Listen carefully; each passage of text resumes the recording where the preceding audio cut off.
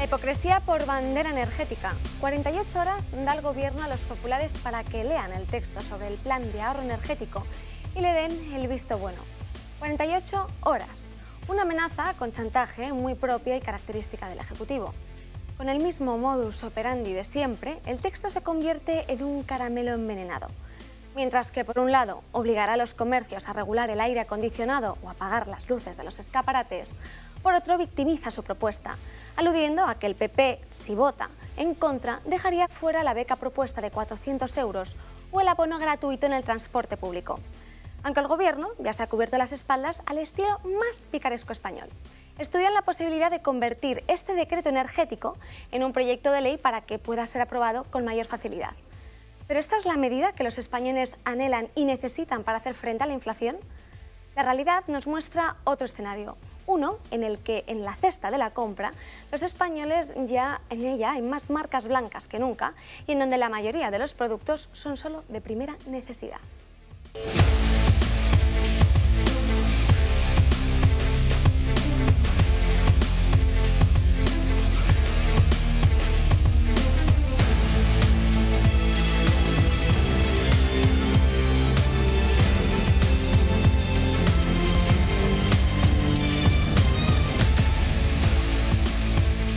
Días 24 de agosto, miércoles, ya estamos en el meridiano de la semana y tenemos que saludar en primer lugar a Josep María Francas. Muy buenos días. Muy buenos días. Pues mira, yo vengo normal porque la vida es muy rica y hoy hace mejor clima que ayer, con lo cual eso se nota bastante. Por lo menos en Madrid. Sí, donde sobrevivo yo. Esta mañana me he quedado con cosas de la televisión, he visto varias, pero me he quedado con cosas de televisión española que últimamente me gusta mucho, como se puede ver por los comentarios. Ya ha vuelto a empezar la pasarela de ministros / ministras, y hoy tocaba la ministra de Transportes, Raquel Sánchez Jiménez creo que se llama, en su versión rubia y con rizos. Lo digo porque eso va cambiando, entonces para que la gente se sitúe, porque yo me iba perdiendo un poco. Hablaba de este decreto. Ella no ha asegurado que el decreto fuera por una vía o por otra, pero sí ha asegurado que Feijóo era un desastre, en fin. O sea, la mitad de entrevista era arrearle al PP y arrearle a Feijóo, lo cual es una buena manera de hacer amigos y que te voten a favor. Lo que pasa es que puede ser que el PP y Feijóo pues, se traguen, compren vaselina, se traguen todo y pasen por el aro, lo cual no indicará más que son poquita cosa. Entonces están en ese punto de mira, ¿no? Sí, porque que el Gobierno tiene capacidad de hacerte trampas es evidente. ¿Quién esperaba lo contrario? Pero que la oposición también tiene capacidad de devolvérselas tampoco es muy complicado, porque si presentas un texto alternativo ya les pones en un problema. Y en el texto alternativo puedes ponerlo de los 400 euros si te parece tan interesante como punto número 1, como punto número 2, que quieras. Incluso puedes hacer como ellos, que es aprovechar para pegarle viajes a lo que ha dilapidado el señor a los vuelos del Falcon, a toda la cantidad de estupideces. Con lo cual, el Gobierno sabrá. Pero aparte de eso, también me ha hecho mucha gracia, no tiene nada que ver el tema, en la 1, cuando han hablado otra vez de la primera ministra Borgen, la primera ministra de Dinamarca. Y entonces el nivel periodístico y de técnicos en política cada día se supera, porque había dos temas como claves. Uno es la seguridad en Dinamarca por el hackeo. Y entonces yo me pregunto, si a mí me grabas tú en vídeo, ¿qué puñete de seguridad tiene mi móvil de hackeo? Será el tuyo. Porque yo autograbarme bailando con las dos manos haciendo así y tal con gente no me parece. Con lo cual la palabra hackeo igual no la interpretan del todo bien. Y la segunda es que han dicho que evidentemente Rusia está detrás porque tiene frontera con Rusia y entonces que Rusia está detrás del hackeo y tal. Lo cual también me alucina a mí. Vamos, se podría decir que el Vaticano estaba detrás, ¿no? Por cierto, las imágenes que han salido hoy ya no tienen nada que ver con la harina y ni tal, sino que tienen que ver con una fiesta, al menos en que dos señoras están en Toblés, en el sitio donde gobierna, en la residencia de la primera ministra. Hombre, y eso a mí no me hace pensar que sea un oratorio de oración, sino más bien podría parecerse otra cosa, lo cual no deja de ser escandalizante para la mayoría de gente. El argumento es que la atacan por ser mujer, ser joven y ser política. Claro. Yo no tengo ninguna duda que es mujer, no lo he comprobado, que es joven tampoco y que es política es evidente. Pero siempre que hablan de eso me acuerdo de un tal Boris Johnson, que es político, que sepa yo no es mujer, y que ese país no es joven y se ha tenido que ir para casa para una cosa parecida, porque tenía otra connotación, pero en cambio no parecía una orgía en público, con lo cual no sé si es el argumento de la mujer es el que pesa más. Se está subiendo de tono, menos mal que ya has parado, pero dentro si de un orden. No, pero muy bien, Dentro muy un bien. Es que cómo dices eso, sino qué palabra usas. No, la verdad es que lo has explicado fenomenal. Juan Antonio de Castro, muy buenos días. Buenos días, pues José María me ha roto los esquemas porque yo venía todo serio, angustiado por Sánchez, por la energía. No he sido serio. No, y me has hecho reír, es que es genial. Yo creo que hay que adoptar un poco postura humorística a todo lo que nos ocurre, ¿no? Porque realmente a veces es terrible. Pero bueno, vuelvo a mi seriedad, lo siento, tengo que ir por ahí. Y de luego no soy tan divertido como lo has dicho tú, porque me ha encantado. Ahorro energético. Una ley introducida con nocturnidad en 8 días en agosto, antes de irnos de vacaciones, una vergüenza, para que no se pudiera discutir, para que no se pudiera hablar, y ahora exigiéndole a la oposición y a todos que la aprueben y cediendo, dando concesiones como siempre. ¿Cuántas concesiones no habrá hecho este gobierno a los cómplices de terroristas y a los golpistas catalanes? ¿Cuántas concesiones le habrá hecho? ¿Cuánto le habrá costado todo esto a los españoles en general, ¿no? Yo creo que no hemos hecho el cálculo, pero debe ser tremendo. Y el desbalance entre esas comunidades y el resto de España. Todo lo que está gastando este señor con tal de seguir en el poder. Y ahí está la ley de ahorro energético. Pero además, ¿cómo se puede hablar de ahorro energético cuando no se habla de estrategia energética a futuro? O sea, a mí me parece un absurdo sacar la ley de ahorro energético, obligarnos a todos a apretarnos el cinturón. ¿Por qué, me vas a decir? ¿Por la guerra de Ucrania? Pues mira, la guerra de Ucrania habrá que ver, porque a lo mejor podíamos hacer que se acabara lo antes posible, pero parece ser que todo el mundo nos dice que es que esto no se puede acabar, que es que esto va a ser como la Primera Guerra Mundial, he leído hoy. ¿Es que le interesará a la OTAN que esto dure tanto tiempo? Hay que preguntarse quién está detrás de los intereses de que esta guerra dure, porque mientras dure lo vamos a pasar muy mal. Y las excusas del ahorro energético y que nos apretemos...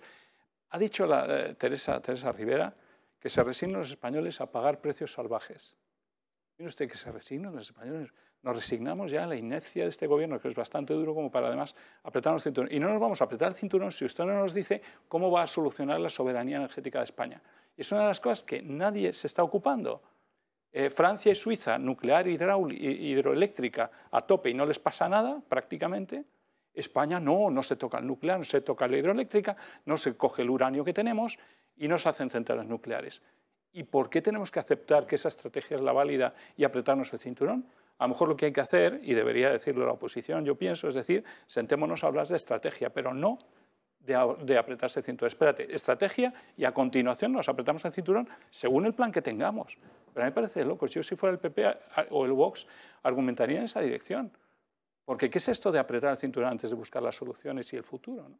Creo que estamos ahí completamente fuera. Y eso es un poco, pero bueno, no soy tan divertido. Patricia Sanz, muy buenos días. ¿Qué tal, Ana? Muy buenos días. Pues precisamente, ¿no?, hoy la Diputación Permanente va a dirimir si algunos ministros y vicepresidentas tienen o no que dar comparecencias sobre algunos asuntos que, como tú bien has apuntado, se han decidido de forma rápida este verano. Deshora la Ley de Información Clasificada que todos ya conocemos, que sustituye a la de secretos oficiales, pero también esa famosa reunión que mantuvieron entre el Gobierno y la Generalitat con Esquerra en la práctica, en referencia a cómo se dio un carpetazo para el caso del espionaje de Pegasus, una cuestión sobre la que no se nos ha explicado a los españoles qué es lo que el Gobierno dio a cambio de ese carpetazo definitivo y que con esta solicitud de comparecencia, según publicaba hoy ABC, suman ya hasta 200, las que en concreto el caso del Partido Popular ha intentado desde el inicio de la legislatura a diversos ministros, en concreto de Sanidad, de Interior y de Exterior, para explicaciones sobre diversos asuntos. Y respecto a la cuestión energética, bueno, pues esto que ahora tanto está en boca de todos sobre la soberanía energética es algo de lo que me acuerdo perfectamente viendo los discursos de Santiago Abascal después del verano de 2020 ante el Parlamento, cuando hablaba de soberanía energética, de qué iba a hacer, cómo estábamos en un cambio de era y cómo se iba a solucionar lo que parecía iba a ser el siguiente problema, y así es. Hoy en día nos estamos enfrentando a este grave problema y ya ha subido la factura de la luz, fruto de las medidas que se aprobaron el pasado mayo.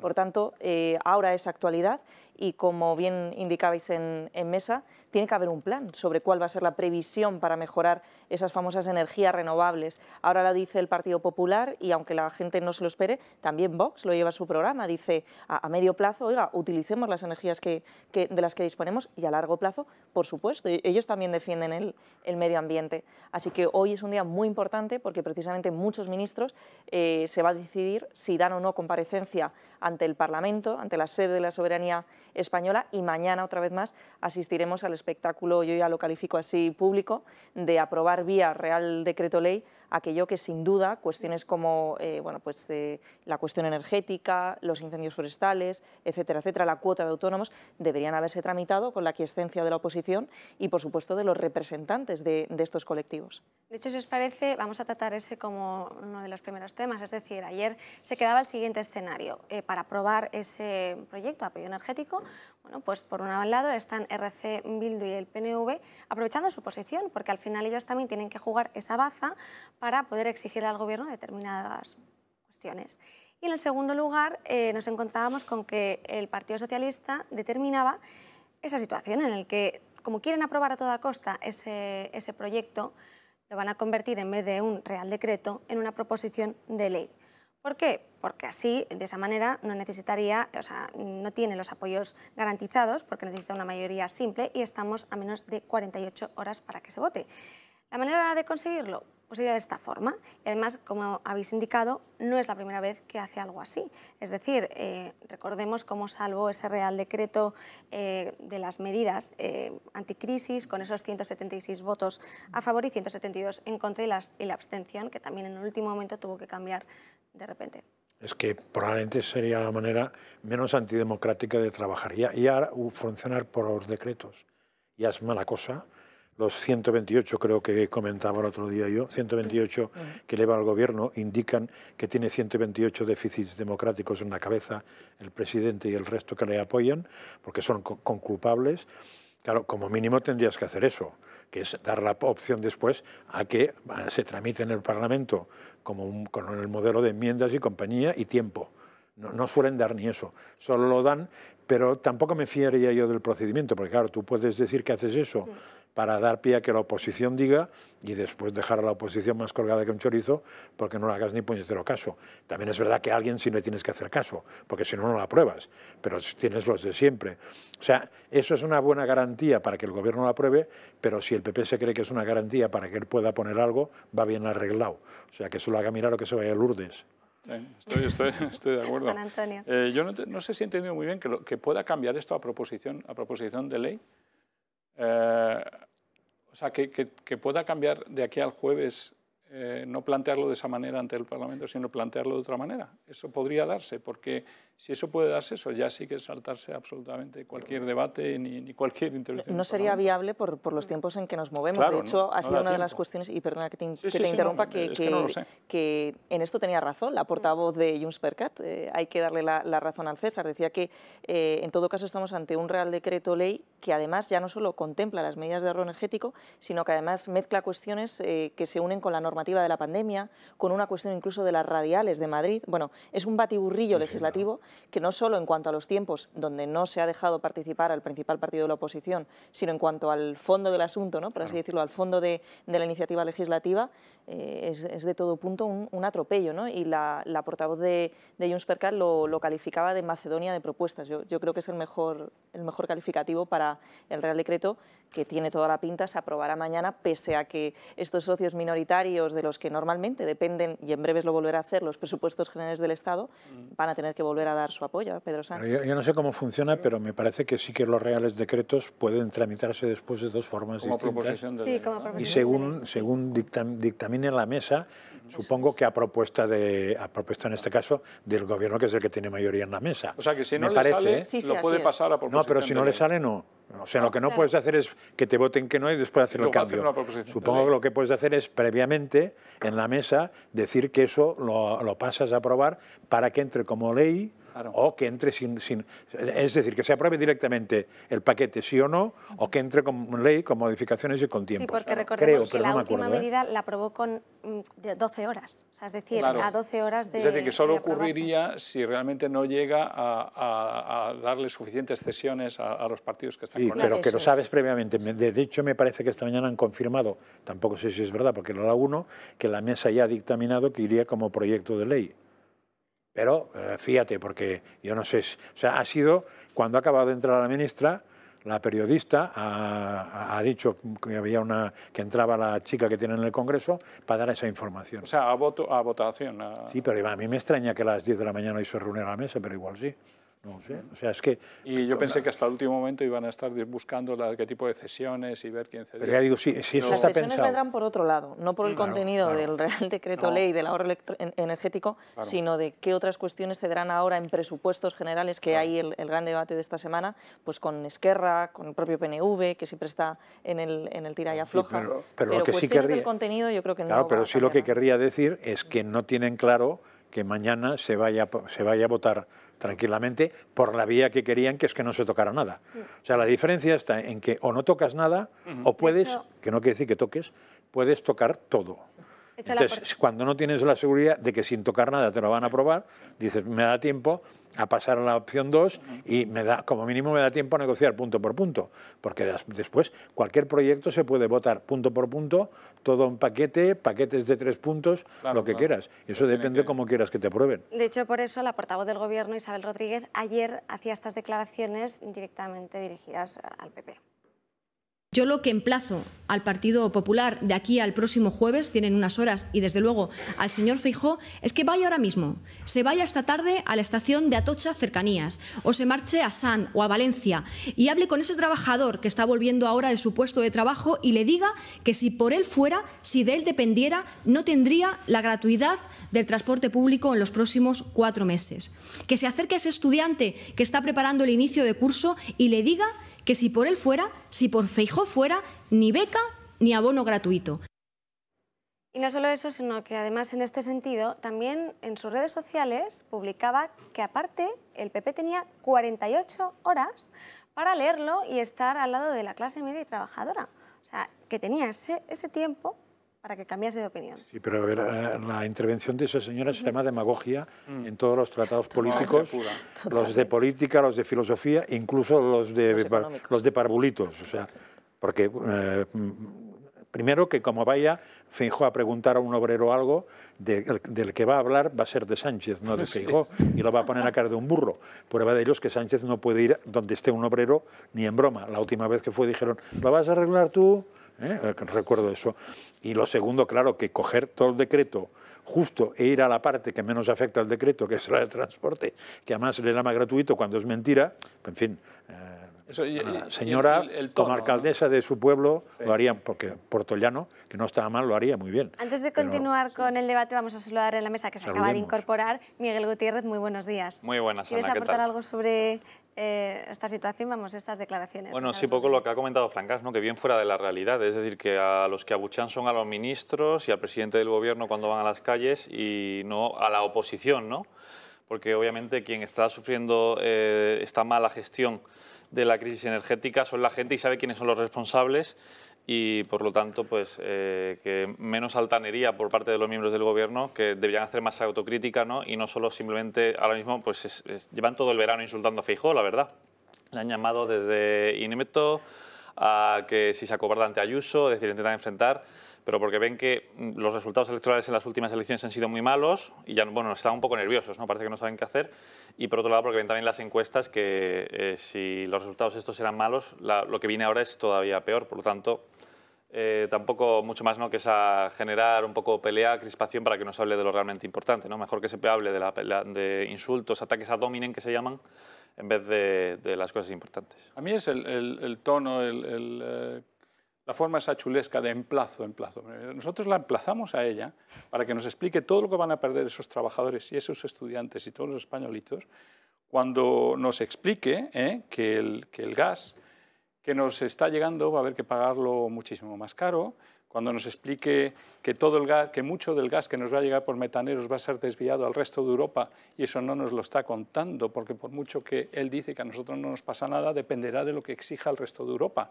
Y ahí es donde hablábamos al principio de soberanía energética. Si tú has perdido la soberanía energética, tú no eres quien para decirle a Europa que los metaneros se vayan a Europa, al resto de Europa y no vengan a España. Tú ya no eres quien.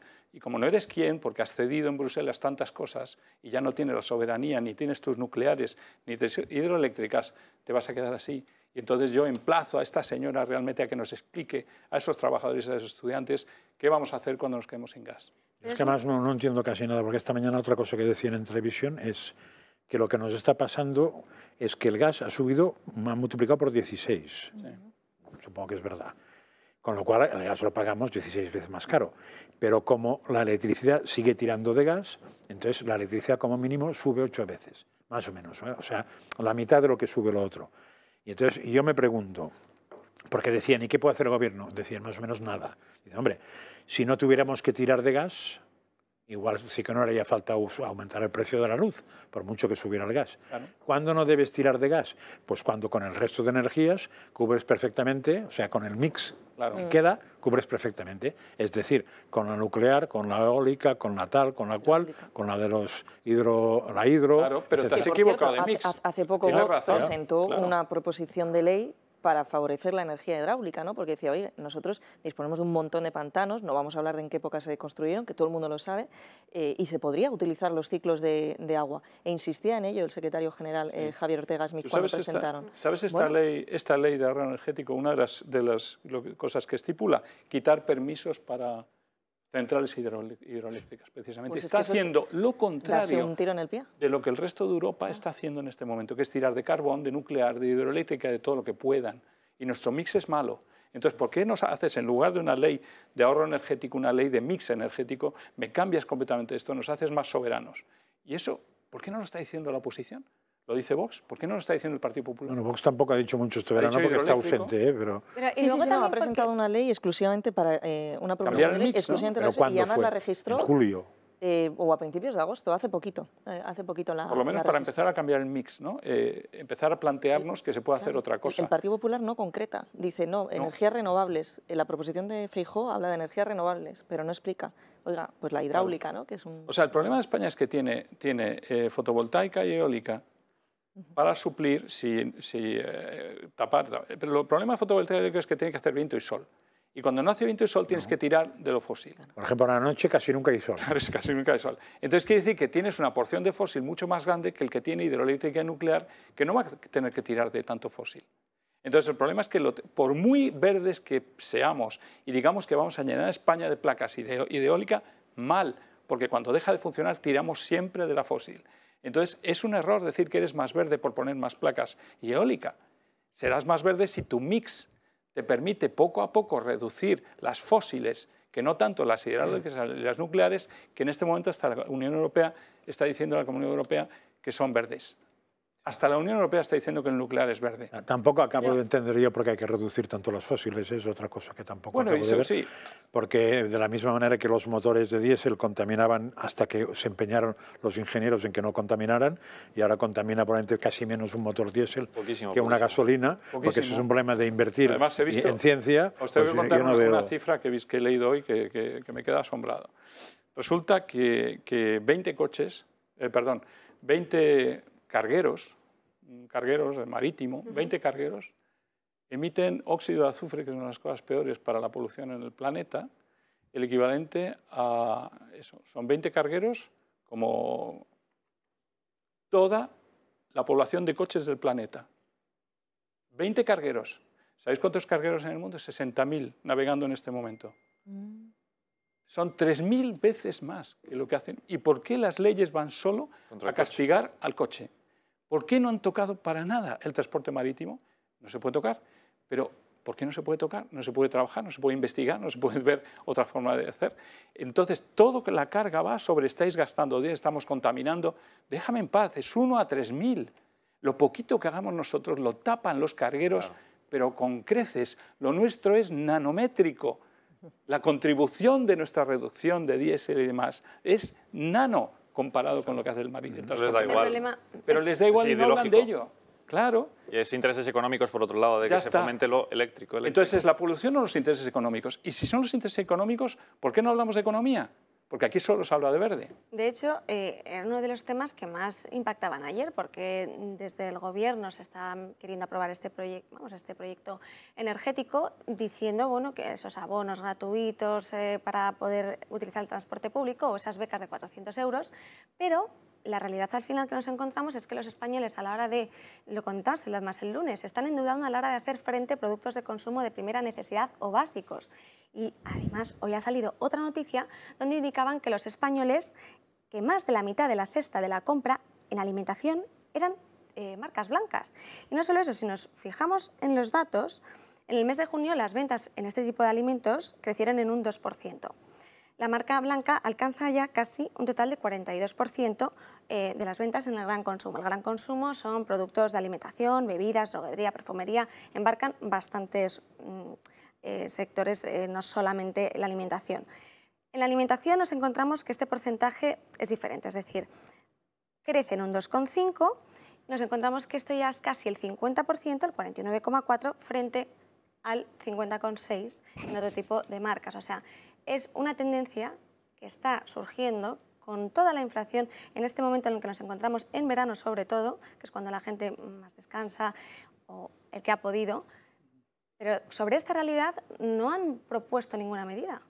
Es la gente la que se abrocha el cinturón, ¿no? Un poco, oye, hay que apretarse, que no podemos a lo mejor coger Coca-Cola, hay que coger pues la marca X, ¿no? Que está mucho más mala, pero bueno, es lo que hay, ¿no? Pero mientras la gente, como es lógico, cuando vienen mal dadas, recorta gastos, el Gobierno, ¿no? Porque hemos visto muchas subidas de impuestos, hasta 42, hemos visto cómo se exprime al final al contribuyente, sin embargo, yo no he visto ningún recorte de gasto por parte del Ejecutivo, sino más, ¿no? De hecho, recuerdo cómo hacían las previsiones de los presupuestos generales del Estado mucho más altas de lo que realmente iban a ser para poder gastar más, para poder justificar que se gastaba más dinero en sus partidas, que al final lo único que buscan es que a partir de 2023, cuando haya elecciones, se queden en Moncloa. Entonces, pues bueno, estaría bien que se predicara con el ejemplo, ¿no? Porque de boquilla todo muy bien, hay que apretarse el cinturón, pero si luego el propio Gobierno, que es el que impone estas medidas, no recorta nada en absoluto, pues mal vamos. Y efectivamente pues esto es sintomático de cómo va a ser la situación económica de aquí a unos meses, que va a ser terrorífica, y cómo poco a poco pues hay que ir recortando gastos de todos lados. De hecho, el Ministerio de Agricultura, para daros un dato más y que podáis también hacer hincapié en él, en junio indicaba que las compras de productos de alimentación habían caído en un 8,1% con respecto al mismo mes del año pasado. O sea, la gente no solo está viendo a ver qué compra, sino que también está limitando esa compra. Claro, los precios suben. Claro. Además, el tema de las marcas blancas yo creo que tiene un problema. Es que tú tomas una marca blanca y dejas de tomar la marca española, por ejemplo. O la marca francesa, tal. Las marcas, por ejemplo, españolas. Y las marcas españolas contratan a un montón de gente que se quedan seguramente con menos salarios o sin trabajo. Con lo cual consumen menos y también es un círculo vicioso. Pero es cierto que hay mucha marca blanca de origen español, ¿eh? Sí, ¿no? ¿Quién te dice que la marca blanca no es española? No lo sé. La mayoría son españoles. Yo, por lo que tengo conocimiento, que es cierto que es un... Lo que sí me parece a mí que ha cambiado, pero no sé si es verdad, y por tanto simplemente lo insinúo, es que yo antes, cuando veía marcas blancas, podía mirar en la etiqueta y me decía fabricado por, y me ponía una marca no blanca. Y ahora hace tiempo que nunca encuentro eso, sino que cuando miro atrás me dice fabricado no por, sino para, pues para Carrefour o para Día o para tal, y no te dice quién puñeto lo ha fabricado. Y entonces tienes que investigar, si quieres investigar, pero eso ya no lo puedes hacer en la propia tienda, por internet, a ver si alguien ha investigado eso, y te dice marcas blancas que hay detrás, marcas que hay detrás de los aceites marca blanca, y te sale la lista. Pero antes te lo ponía, con lo cual, claro, yo entiendo que las marcas blancas, la marca blanca en algunas veces pierde calidad, pero no en todas, y según quien la fabricara te da garantías o no te las da, pero como te han quitado, o menos yo no veo esa información, y sobre todo que son españolas, muchas de ellas, por lo menos, por ejemplo, Mercadona, que lo tenemos como referencia de consumo pues de cualquier familia, de las más a menos pudientes, sí que la mayoría de sus marcas blancas, ellos adoptan el compromiso, no sé en qué porcentaje es, de fabricación, incluso origen del alimento español. Es que les cayó mucho palo por la leche. Que, bueno, por lo menos va a redundar en nuestra propia economía, pero yo volvería a la idea que apuntaba contábamos al principio, y es como la clase política no ha hecho absolutamente nada. Este verano, como cada verano, ha vuelto a salir el debate de por qué el Congreso, durante un mes inhábil, normalmente, tienen que seguir cobrando dietas los diputados. Y sin embargo, ahora Pedro Sánchez ha montado todo este jolgorio en la última semana de agosto para intentar justificarlo. ¿Por qué no se adopta una disminución del gasto público? ¿Por qué nos obligan a comprar más barato y sin embargo invierten, como comentábamos ayer, 50.000 euros en concienciarnos del uso que tenemos que hacer de la electricidad? Bueno, pues es que ha llegado la hora de verdaderamente meter una tijera en el grosso del aparato público y estatal, autonómico e incluso me atrevería a decir que local. ¿Cuándo va a suceder? Pues probablemente hasta que no cambie el gobierno. Y no solo eso, porque y ya veremos, ¿eh? dentro Ya veremos. de esta hipocresía, conocemos hoy como además el presidente del Gobierno ha destinado 900.000 euros para climatizar la Moncloa. Es un expediente, se denomina Obras de Rehabilitación Energética del edificio. Entonces es sobre todo mejorar la climatización de una de las sedes del complejo, que es el edificio de vicepresidencia y de un inmueble anexo. Explicaban que el edificio de vicepresidencia presenta un sistema de climatización con menor rendimiento en fase de producción y al realizarse esta por unidades exteriores pues realizan ese cambio de energía y que era necesario rentabilizarlo. Pero en esto se está gastando el dinero. Un millón, o sea, 900.000 euros parece bastante, se parece bastante a 1 millón, ¿no? Sí. A 1 millón de euros son palabras mayores, porque son 167 millones de las antiguas pesetas. Sí, sí, sí. Fíjate, Ostras, Pedrín. Fíjate, 167 no sé el ahorro que tiene, pesetas, no sé el ahorro que tiene que suponer eso, pero ¿Y por qué nos ha esperado un poquito? Que estamos en crisis, señor. Espere un momento, porque por lo que he entendido van a perforar la tierra bajo la Moncloa para mandar el aire que entra, que circule a no sé cuántos metros bajo Moncloa, se caliente un poquito y suba un poco más suave que lo que había entrado. Muy bien, eso me parece fantástico, 1 millón de euros en eso. ¿Por qué no esperan un poco estos inventos que a lo mejor no se amortizan más que en 20 años en Moncloa, 20 o 30? Yo no sé cuánto se va a amortizar esto. O les compra un jersey de cada uno. O les compran un jersey hasta que se acabe la crisis. ¿Por qué no? Ah, bueno, no sé, porque con 1.000 asesores y 1.000 jerseys igual son caros, pero de oferta puedes encontrar jerseys a 15 euros. Claro. Y de marca blanca incluso a 10. Pero es que esta inversión que hemos visto hoy no es la primera. Me acaba de venir a la cabeza en los últimos meses la del Palacio de las Marismiñas, donde también hizo una gran inversión para nada menos siempre que para... ecológica, seguro. Sí, no, bueno, esto fue un descaro, fue para una cuestión del solar, una parte donde tomaban el sol dentro del palacio. Bueno, yo creo que de verdad están viviendo en una circunstancia absolutamente ajena del común de las economías domésticas a las cuales les cuesta llegar a fin de mes y tienen que poner un fin, porque la realidad es absolutamente paralela. Son impresentables. Es que además la famosa cesta de la compra, porque hablamos del 10,8% de inflación, la cesta de la compra es la cesta que vamos cada día y la llenamos. Pero es que si tú sumas esos productos, no son los de la media de la cesta del IPC, es que llegas al 40, al 30, al 50, al 60, al 15 en cada uno de los productos que te llevas. Entonces tu media de la cestita seguramente se va a 20 o 30%. No es 10. Y según qué producto más, según qué producto claro. menos. La fruta está carísima, por ejemplo. Un kilo de plátanos, 4 euros. Sí, pero dejo de comprar plátanos, ¿no? Pero todo eso también es verdad que hay que estudiarlo un poco, ¿eh? O sea, porque aquí salió el tema de que el melón estaba por las nubes, ¿no? Sí. Bueno, cuando el melón estaba por las nubes, a menos de 50 metros de esta casa donde estamos, había 3 sitios en que el melón estaba a menos de 1 euro al kilo. Con lo cual, igual la gente es importante que sepa que hay inflación, pero es importante que sepa que hay que mirar los precios, ¿eh? O sea, no hay que ir sin mirar. En términos generalizados, empezamos a ver un poco lo que pasa en el norte de Europa, que la pieza de fruta empieza a comprarse por pieza. Por pieza. Cuidado, sí, porque yo creo que eso no lo habíamos visto aquí, yo no lo había visto en mi vida. Yo y el otro día, en Noruega por un supermercado normal, no era mercado, no era otro. En Noruega una vez una naranja a 10 euros, más o menos. En Noruega una vez me encontré una naranja a 10 euros. Claro. Nos tenemos que ir, si os parece, a la primera pausa de publicidad, no sin antes recordarles a todos los espectadores que todavía no sean del Club de Amigos que se hagan. ¿Para qué? Para que podamos seguir dándoles toda esta información, desgajándoles aquellas pequeñas partidas que hace el presidente del Gobierno que no son tan pequeñas y que al final nos afectan a todos porque las coge de nuestros bolsillos. Para eso, llamen al 91 616 24 64, 91 616 24 64 y enseguida volvemos. Ya estamos de vuelta a la 1:25 de la tarde y nos encontramos con una situación, un caso que no hemos comentado esta semana, pero que es otra vez todo el tema del nombramiento dentro del seno del Consejo General del Poder Judicial. Esos 2 magistrados, el nombre de esos 2 magistrados que se está está siendo bastante escollo el tema de determinar quién será o no los que lo sustituyan. ¿Por qué? Porque nos encontrábamos esta semana con que el nombre que habían dado la parte conservadora del Consejo General del Poder Judicial indicaban como como uno de ellos, a Manuel Marchena, como que es además el presidente de la Sala Penal del Tribunal Supremo y además había sido también el redactor de la sentencia del procés. Pero este perfil también hay que recordar que es bastante querido por la parte no tan conservadora sino progresista del Consejo General del Poder Judicial. Ha declinado la propuesta y esto complica la posibilidad de poder alcanzar un acuerdo. Y no solo eso, sino que ahora los vocales del Consejo General del Poder Judicial lo que están esperando es que el ESMES medie entre los dos bloques porque ven que si no, no van a llegar a ningún acuerdo. No sé si tenéis algún comentario sobre esta situación, que al final vemos que sí, que no, que sí, que no. El famoso juez que salió en un WhatsApp que se envió en el PP diciendo que no era Marchena, el que proponía... Hubo un WhatsApp del Partido Popular que ahí supimos que ya se estaba negociando todo este tema. Está hablando de 2 o 3 años. Hace mucho ya, ¿eh? ¿Y no era Marchena el que salió allí? No, creo que no.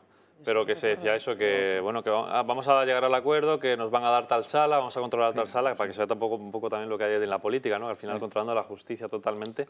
Pero vamos, esto... Pero la sensación que da que Marchena no quiera es que el prestigio que da que te pongan los políticos ahora mismo es un poco bajo. Sí. Y que si tú quieres ser justo y trabajar en justicia, igual es mejor gozar de la independencia que te da donde has legado por tus méritos, que no donde te han colocado con una grúa que lleva siglas. A mí me da pena porque Marchena se merece, desde luego, después de lo que hizo con el proceso y el juicio ese y la categoría, el nivelazo con lo que lo llevó, pues se merece desde luego un puesto en el Tribunal Constitucional, ¿no? Pero, entonces, no entiendo muy bien por qué. Bueno, puede ser por lo que decía, o sea, el hecho de no quemarse ahora, pero entonces para poder tenerlo en el futuro. No sé cuándo serán las próximas. O que esté muy bien donde está.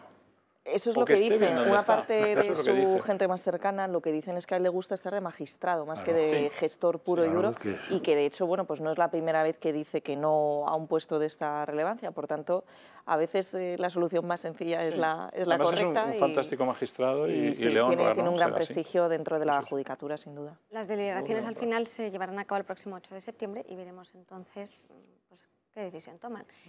No obstante, ahora hay que hablar de Ciudadanos, porque parece que el partido se está desmoronando poco a poco, teniendo en cuenta las últimas declaraciones de varios de los participantes de este partido político. Vuelta de las vacaciones en la política y con ella una crisis más en Ciudadanos. La formación naranja está más hundida que nunca. Parece que el intento de reformar el partido tras las elecciones de Andalucía no está dando sus frutos. El domingo por la noche, El Mundo publicaba una entrevista a la líder Inés Arrimadas. Cuando le preguntaban por su baja de maternidad, esto contestaba. Yo he renunciado a 10 semanas de baja, pero nunca es suficiente.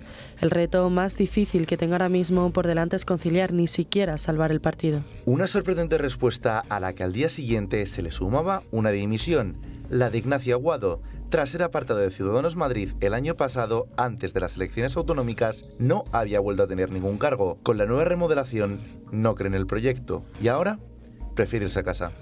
Tras 9 años de militancia, esta mañana he solicitado mi baja como afiliado de Ciudadanos. El problema no son ni las ideas ni los principios fundacionales de Ciudadanos, sino la ausencia total de estrategia, el desgaste de la marca y la falta de un liderazgo capaz de volver a ilusionar a los votantes. La única que parece no rendirse en este proyecto y quiere tirar adelante con el partido y la reestructuración es la vicealcaldesa de Madrid, Begoña Villacís, que respondía a esto a la dimisión de Aguado. Quien no quiera estar en un proyecto de centro, que se aparte. Por delante 9 meses antes de las elecciones municipales, donde Ciudadanos tendrá sus últimas balas para no hundir el partido del todo, porque no consiguen remontar ni con la propaganda. Y eso que Ciudadanos y Podemos son los dos partidos que más gastan en propaganda en Facebook. La formación naranja desde las elecciones de 2019 y la marcha de Albert Rivera ha destinado 550.000 euros a la red social, muy lejos de los 11.300 euros que gasta Vox, el partido que menos invierte, aunque eso sí, menos de los 636.000 de Podemos. El nuevo Ciudadanos tiene a día de hoy muchas incógnitas.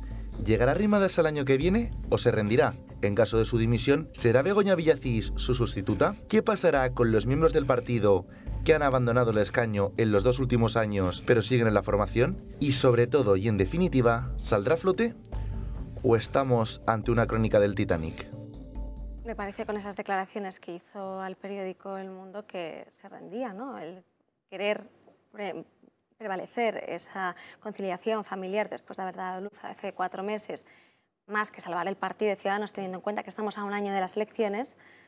Yo no sé qué opináis, pero... Es que yo creo que esto ni el mejor estratega lo salva, ¿eh? O sea, la situación de Ciudadanos es imposible porque el Partido Popular, desde que dio el viraje al centro, con Pablo Casado todavía, se comió totalmente a Ciudadanos y no tienen nada que hacer. Y quedarán a cero en todos sitios, como ya ha ocurrido en Madrid, en Andalucía, y solo se salvaron en Castilla y León, que sacaron 1. Pero bueno, eso tampoco es... Eso y ser extraparlamentario es casi lo mismo. Por lo tanto, por mucho que hagan, no creo que... Ya se podía haber cogido la baja de maternidad entera, que hubiera dado un poco igual. Sí. Además, sí, yo creo además que la idea de que hay la idea de centro, la idea misma de centrismo, ¿no? y de viraje al centro, de visión centrista, funcionó con Adolfo Suárez, pero no ha vuelto a funcionar en España. Y funcionó por una situación, yo creo, política y de transición en España que era muy única. Y no puede funcionar, yo creo, porque no puedes tener diversidad. Tú puedes tener diversidad, sentirte muy liberal y muy centrista. Vamos a ir al fondo quizá de la cosa. Te sientes liberal y centrista y entonces unas veces eres del Partido Popular, otras veces del Partido Socialista. Pero tienes que elegir entre partidos y los partidos tienen unas visiones y tienen también unas ideas y tienen también unos valores. Y tú estás cada vez dependiendo lo que le venga bien a los ciudadanos. Pero tú, ¿quién eres? El que dirige las vías de cuándo me voy al uno al otro. Entonces, hay divergencia de partidos. Pero el problema está que en el tema de los valores de centro tienes que definirte. Y puede ser lo liberal que quieras, lo centrista que quieras, pero tienes que definirte en valores. Y los valores del Partido Popular o del Partido Socialista, o de Vox o del Partido Socialista, son muy diferentes. Entonces, si no te defines en valores, luego es muy difícil que te entienda la gente que te defines en un partido o en otro. Y eso de estar dando saltitos en los partidos, yo creo que la gente al final, salvo en la época de Adolfo Suárez, no lo ha entendido en España. Y esto que hace el PP ahora de tiro de centro, tiro de lo que no existe, de lo que siempre ha sido más bien derecha. Y eso es lo que está tirando el PP. Pero es que la gente de centro realmente no... A mí me parece que para el PP el centro significa lo que quiere la gente. Lo que quiera la gente. Más o menos.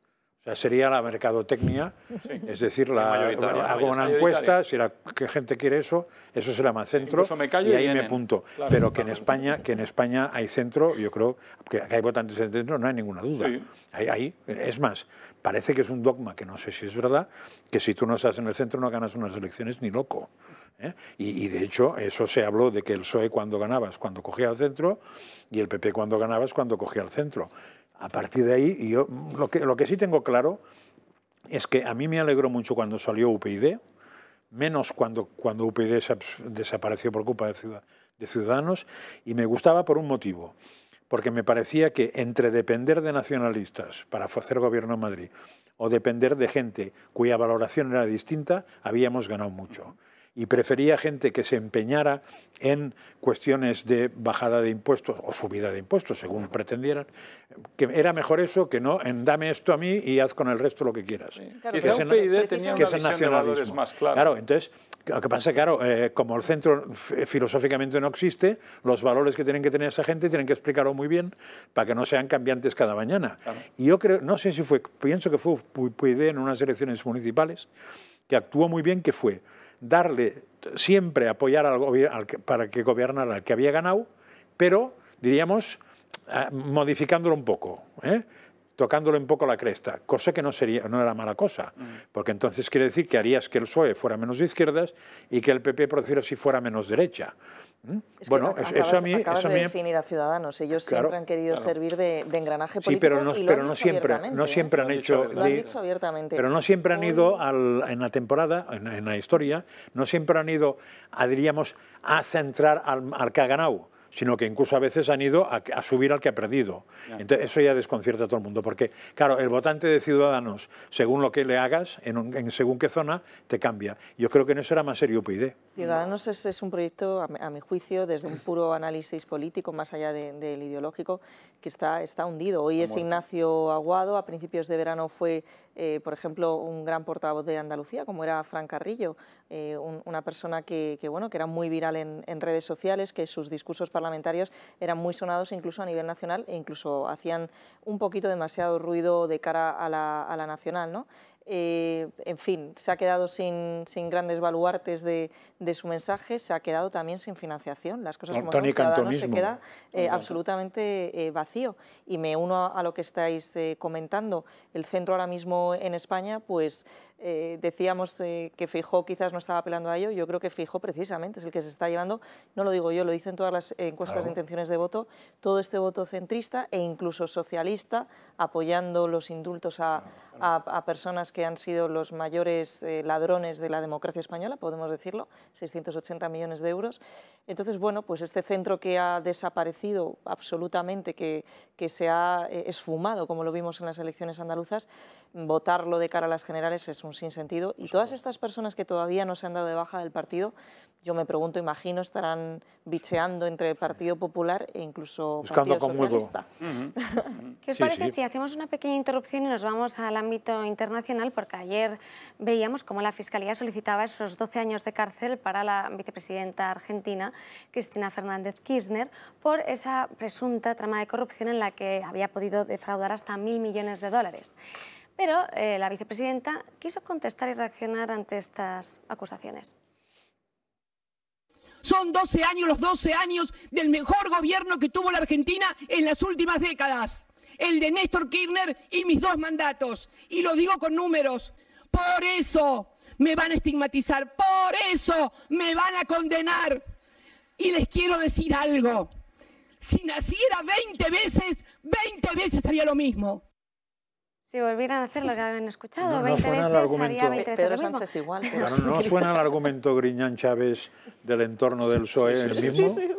Es que todos son iguales, o sea, que es que... Claro o el argumento de la presidenta del Parlamento catalán, ¿os suena esto?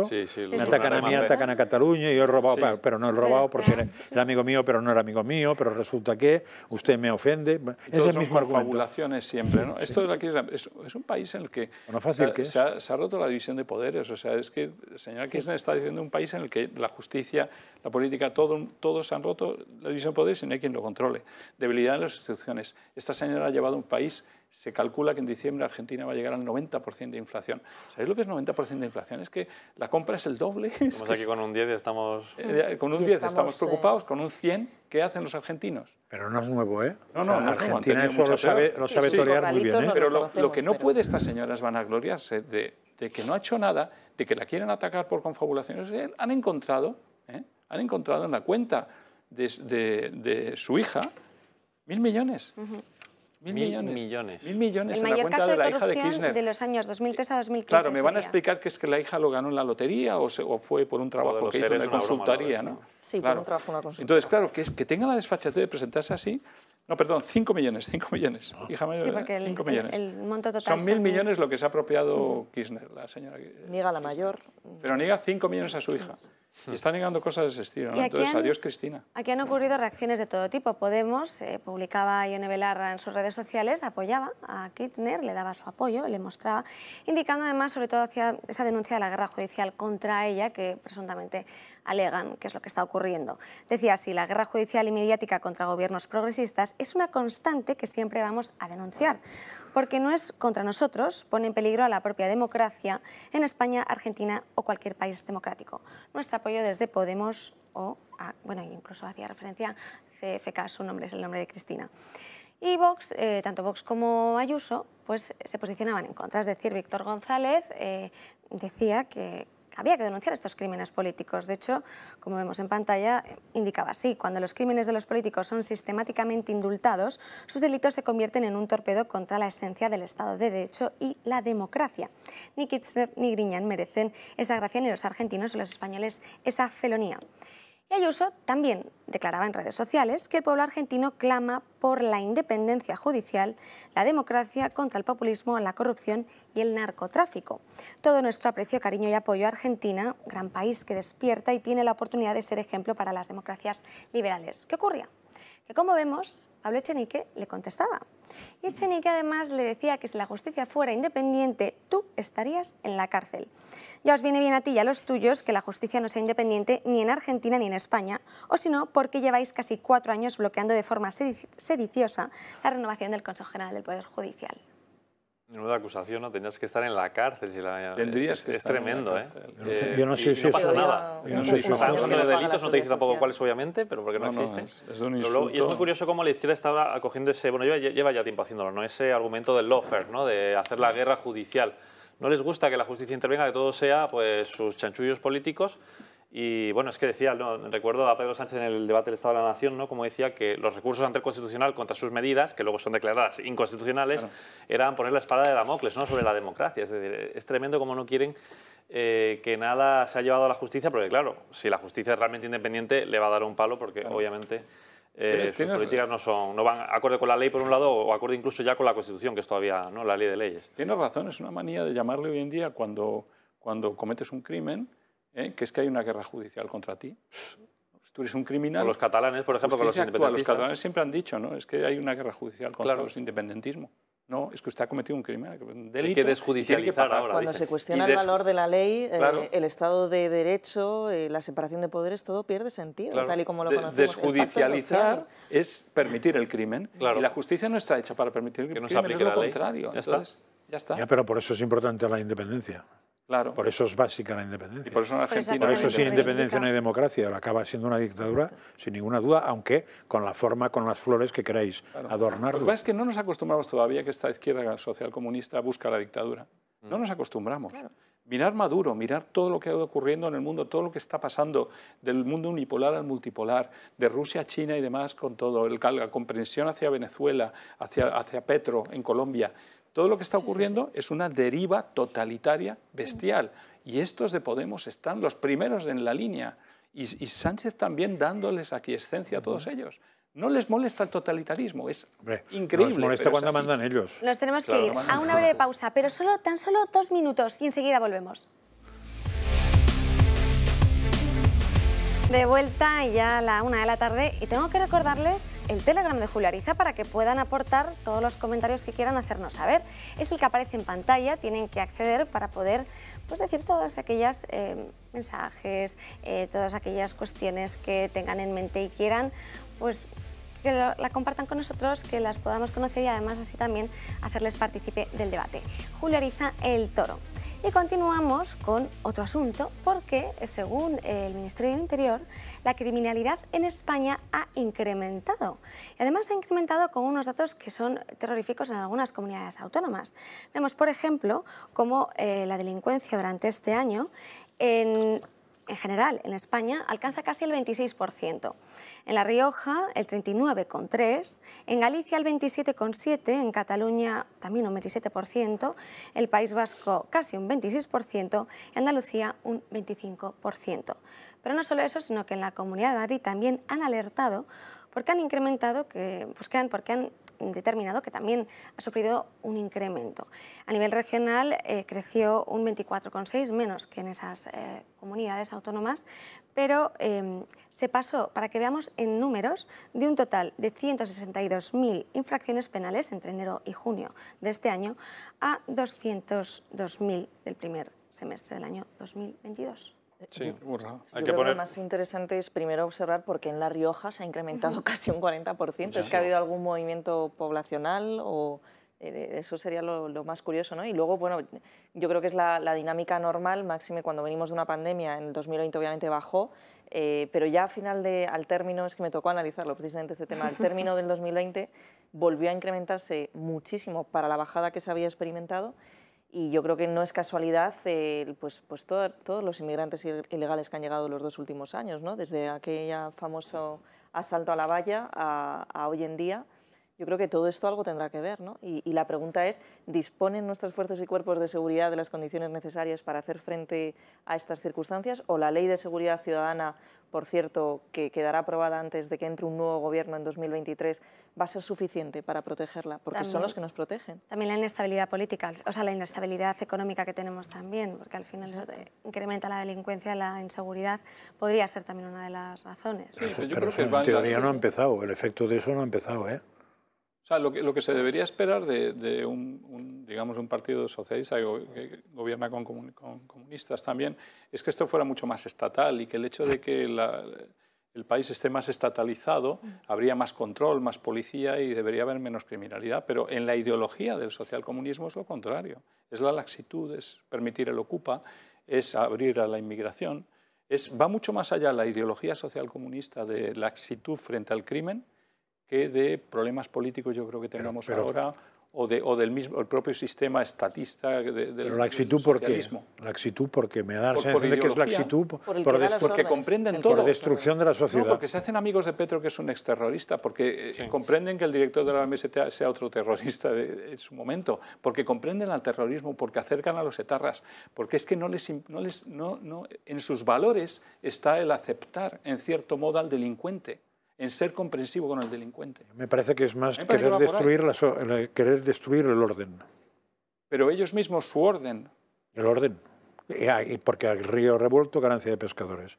No, pero cuando caos, gobiernan los otros sí lo entiendo, que quieran destruir ese orden. Claro, ¿no? pero de hecho, ahí tenemos les conviene manifestaciones cuando ahora no las hay, ¿no? Prácticamente lo vemos con los sindicatos, pero eso yo creo que es un poco lo que dice Juan Antonio, ¿no? De querer una tolerancia, una comprensión. Exacto.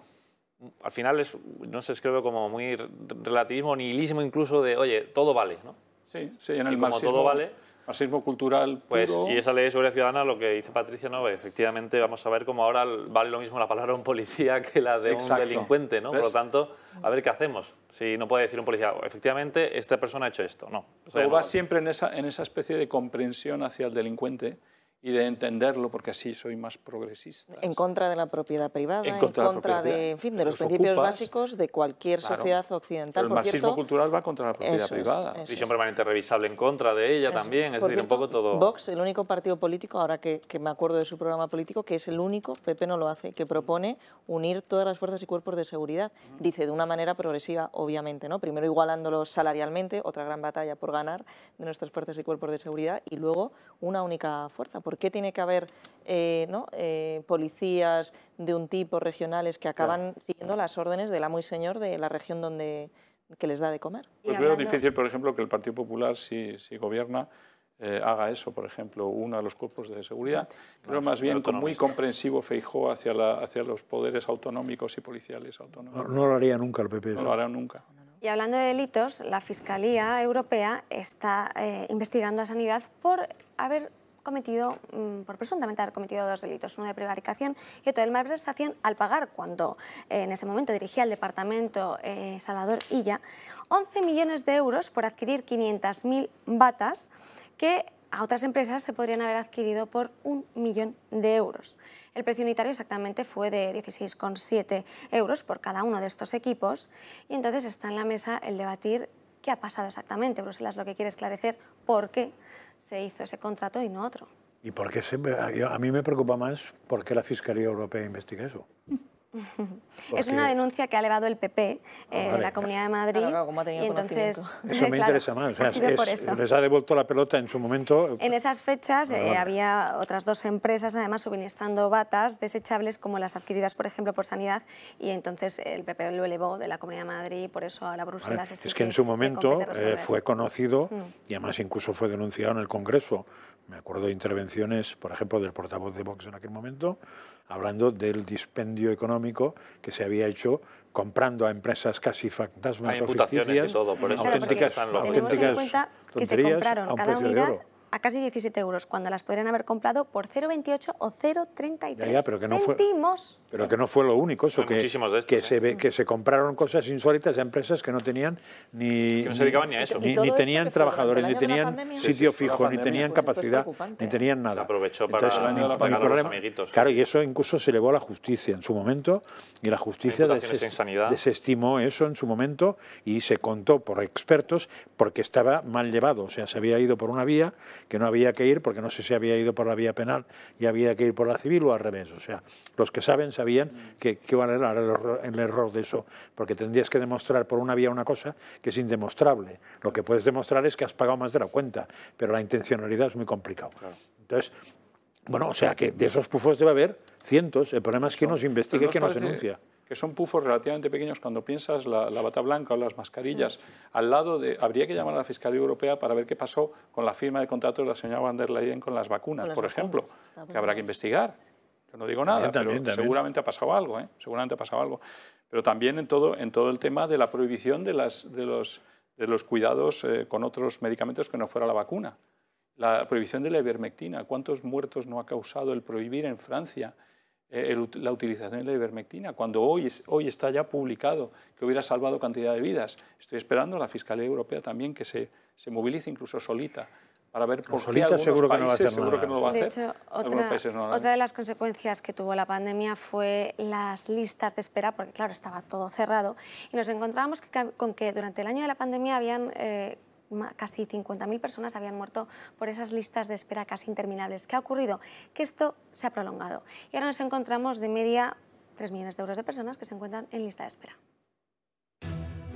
Las listas de espera para primera consulta en salud crecen en julio en 3.078 personas. La lista de espera se contiene, 22.000 cirugías siguen pendientes en Asturias. El Hospital de Salamanca derivará a Madrid más de 1.000 pacientes de lista de espera. Las listas de espera se enquistan en los hospitales de Madrid, medio año para una operación. El PP denuncia listas de espera de hasta 133 días en cirugía general y digestivo en Huesca. El tiempo de espera para operarse en la Comunidad Valenciana se situó en julio en 98 días. La pandemia del coronavirus ha traído consigo el incremento de un problema social bastante grave, el de las listas de espera en los hospitales. Y es que la abultada cifra de pacientes que se encuentran en lista de espera en nuestro país produce escalofríos. 2.809.150 personas se encuentran actualmente esperando una primera cita con el especialista, una cifra que se dice pronto, pero no es precisamente pronto cuando estas personas conseguirán una visita al médico. Y es que de media los españoles recibirán una primera cita con un especialista 89 días después de solicitarla y además no pisarán el quirófano hasta por lo menos 123 días después de la prescripción médica. Unos números que varían según las comunidades autónomas, y es que según los últimos datos recogidos por el Ministerio de Sanidad, el pasado mes de diciembre Aragón, Cataluña y Extremadura encabezan la lista de las comunidades con la lista de espera más larga, hasta 183 días. Por otro lado, Madrid se posiciona en último lugar con 73 días, unos datos que deberían obligar a reflexionar. ¿De verdad la salud tiene que esperar? 69 días de media de espera. Y hay otra lista parecida que sería la espera de la justicia. Las dos lo que hacen es definir que la justicia es injusticia y la sanidad una porquería. Porque si tienes que esperar 100 y pico meses para que te operen, tienes todos los números para no llegar a la operación vivo. No, he hablado de digestivo. O llegar más estropeado. Que es he hablado de operaciones de digestivo, por ejemplo. Tú tienes piedras en la vesícula que te pueden causar cólicos continuamente. A lo mejor tienes 3 o 4 cólicos de aquí a 3 meses, en uno de ellos te mueres, porque puede ocurrir y ya está. Y el cáncer es determinante, la no propagación del cáncer, porque al final es lo que determina... Claro, no, está claro que además hasta diría, la persona que en sanidad es más tonta sabe que es mejor prevenir que curar. Y no te cuento si lo que haces es diagnosticar a tiempo e intervenir a tiempo. Si diagnosticas y no intervienes a tiempo, mal, pero si además diagnosticas tarde, ni te cuento. O sea, no tiene sentido. ¿Qué explicación se está dando de todo esto? Es un tema económico. Que yo sepa, ayer he oído que hay un 3% de ocupación de UBI por la pandemia en este momento y la cifra más baja de muertos por COVID. O sea, que se ha acabado el tema, prácticamente cero. Si estamos a cero, ¿qué explicación tiene que el mes de julio haya crecido tantísimo la espera a medio año? ¿Por qué justamente ahora que se ha acabado el COVID, prácticamente? Yo creía que era un problema de que se ocupaban camas, de que era un lío, porque había que ocuparse del COVID. Se acabó el COVID, pero hace meses. Y ahora ya desde luego. Entonces, ¿Cuál es la explicación de sanidad? Una cuestión que habría que analizar a lo mejor es la derivación que en atención primaria se produce de la sanidad pública a la privada, que es verdad que se firmaron muchos acuerdos durante el año de la pandemia y que se postergaron durante 2021, pues a lo mejor quizás, lo desconozco, pero quizás haya podido ser uno de los efectos que hayan remitido, ¿no?, este número de derivaciones, que a los que sí que pagaban la sanidad privada iban a sus centros y veían colas porque precisamente la sanidad pública no daba abasto en circunstancias excepcionales, evidentemente se entiende, pero bueno, a lo mejor ahora tienen que reorganizarlo. Me consta por muchas personas que conozco, sobre todo enfermeras del sector de la sanidad, que bueno, sus condiciones de trabajo con la excusa de la pandemia han empeorado considerablemente. Mucho, sí. En horarios, sobre todo también en cuestiones de maternidad, que a lo mejor luego no vuelven a las mismas condiciones o no se respetan del todo. Bueno, pues estos que fueron los grandes héroes, ¿no?, de la pandemia y que salvaron tantas vidas en España, pues a lo mejor habría que dar una vuelta, y también del lado de los pacientes, ¿no? Como comentamos, hay enfermedades que no pueden esperar. Hombre, es evidente que hay que gastar más en sanidad, pero por ejemplo yo recuerdo el follón de las listas de espera de Madrid hace muchos años lo resolvió Esperanza Aguirre con los acuerdos con centros privados, porque claro, y acordaos que en la pandemia, cuando fue realmente un problema la pandemia, hubo centros privados que no cataron ninguna derivación del sector público y estaban vacíos, no tenían ningún problema, y en el sector público no cabían las camas en el pasillo. O sea, detrás de eso también hay un tema ideológico que es ni agua a la sanidad privada. Para que lo que Julio siempre comenta aquí, que cuando ves una manifestación de médicos o enfermeras no hablan de mejor sanidad, sino hablan de sanidad pública. Y el ciudadano lo que quiere es mejor sanidad, sea pública, privada o un intermedio. O sea, que son secuelas, son secuelas más bien de lo que hemos venido pasando. Bueno, y que se fichó gente por el tema de la pandemia que después se han quitado por un tema de gasto. Y que fue gente que, por cierto, luego acabó saliendo del sector, por lo que a mí me comentan, porque claro, los malutilizaron, los utilizaron temporalmente, a lo mejor gente de cierta formación la utilizaron para otra serie de labores porque en ese momento eran necesarios, y luego a la calle. Entonces estas personas acabaron saliendo del sector. Y luego está también la cuestión de cómo se reguló la atención sanitaria a través del gobierno durante la pandemia. No nos podemos olvidar que utilizaron el estado de alarma cuando se puso de manifiesto, esto lo indicaban constitucionalistas, que se podía haber utilizado una ley que tenemos ya de sanidad para acometer las medidas que hubiesen sido necesarias. Luego no teníamos que haber acudido a un encierro ni a medidas excepcionales a través de lo que se conoce en derecho como el estado de excepción, ¿no?, que en este caso en concreto fue el estado de alarma. Se reguló de manera tan mala que sucedió lo que tú indicabas, ¿no?, que centros privados estaban vacíos. ¿Y qué sucedía? Que si a lo mejor hubiesen utilizado otra figura constitucional, no el estado de sitio, eso suele ser para situaciones bélicas, pero el estado de excepción, el intermedio, pues sí se podrían haber ocupado por orden gubernamental ciertos centros privados para haber evitado esa saturación. De hecho, ha habido un aluvión de causas judiciales por esos gastos de hospitalización de los funcionarios, porque como los iban traspasando, no había suficiente espacio de esos servicios privados al servicio público. Ahora están viendo a ver quién tiene que pagar ese dinero y esos gastos de hospitalización. Entonces, ha habido ahora, vamos, la Abogacía General del Estado es lo que está... Yo tengo claro que preguntando a la gente que la sanidad española no es lo que era, porque sí que llegó un momento que fue muy buena, pero ahora hace mucho tiempo que no lo es, y no lo es fundamentalmente por inversión.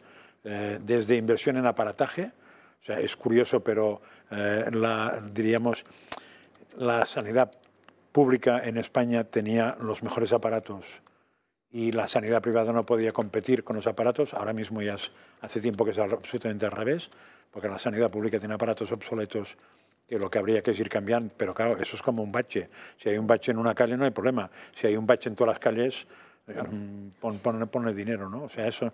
Y después está el tema de que los médicos y las enfermeras y los auxiliares de enfermería y los celadores cobran bastante poco en España. Y el número de efectivos, o sea, porque además, yo recuerdo hace unas semanas tuve que ir a un centro público porque más por una cuestión de practicidad me pillaba antes que en mi centro privado. Dije, paso y si puedo entrar, pues paso aquí.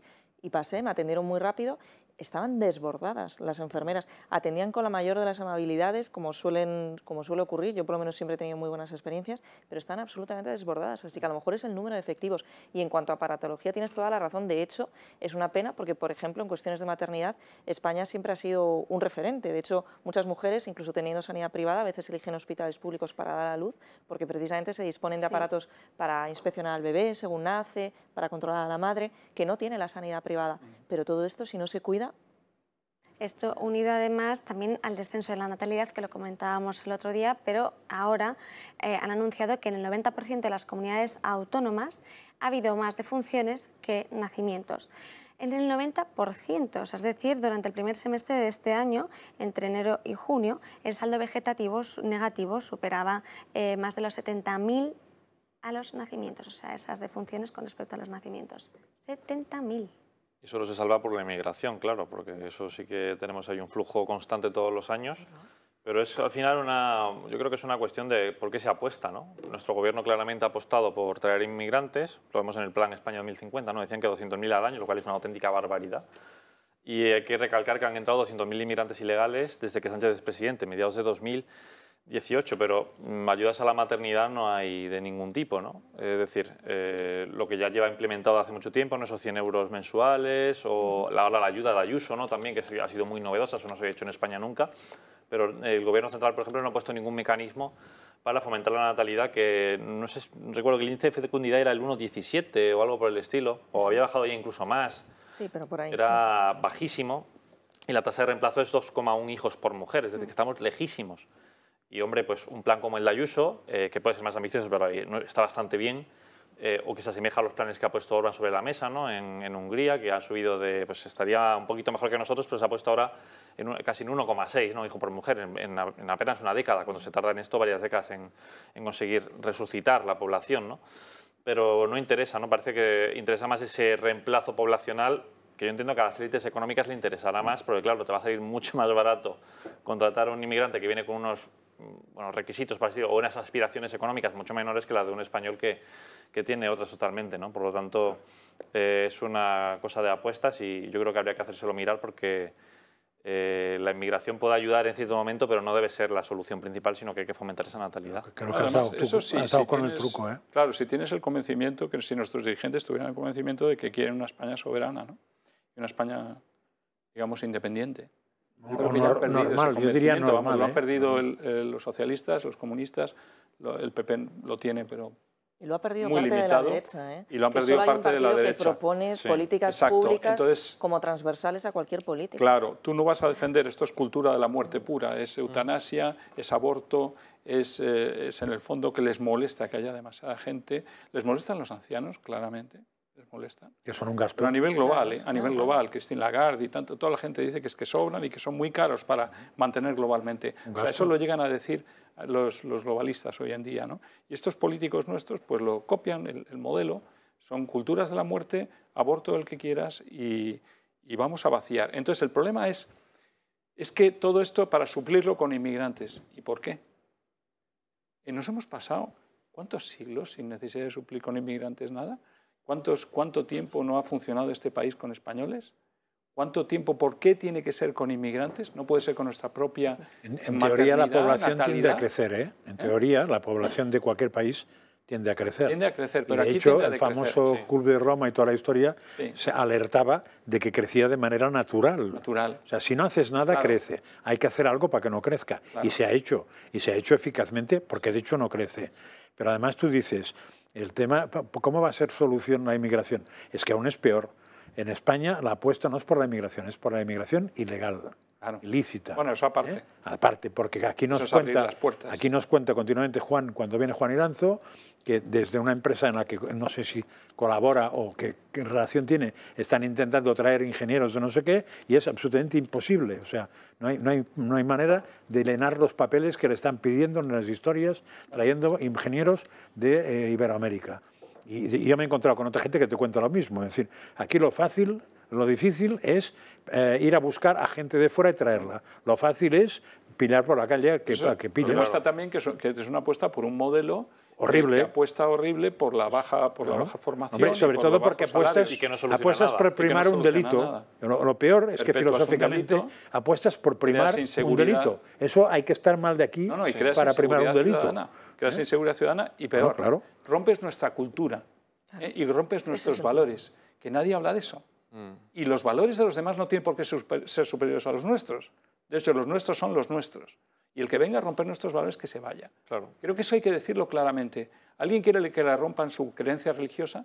¿Alguien quiere que le rompan su defensa de las libertades de los derechos humanos? ¿Alguien quiere que le callen y le amordacen? ¿Alguien quiere que apedreemos a las mujeres en la calle? No, ¿verdad? Bueno, pues entonces, ¿por qué no decimos que no? Y el problema es que hay la cobardía de la gran masa de la población de este país en enfrentarse a culturas que no están en acuerdo con la defensa de nuestros valores. Y no hablo de valores de España, no, de España, de Europa y del mundo occidental. Valores que hemos defendido siempre desde la Revolución Francesa y que se nos van a hundir. Pero nosotros sí nos dejamos aplastar, ellos no. Totalmente. ¿Qué está pasando? Es cobardía. Lo está sufriendo Rushdie, ¿eh? Lo está sufriendo mucha gente. Y seguimos aceptando que la Open Society Foundation dé dinero para que no nos metamos con el extremismo islamista.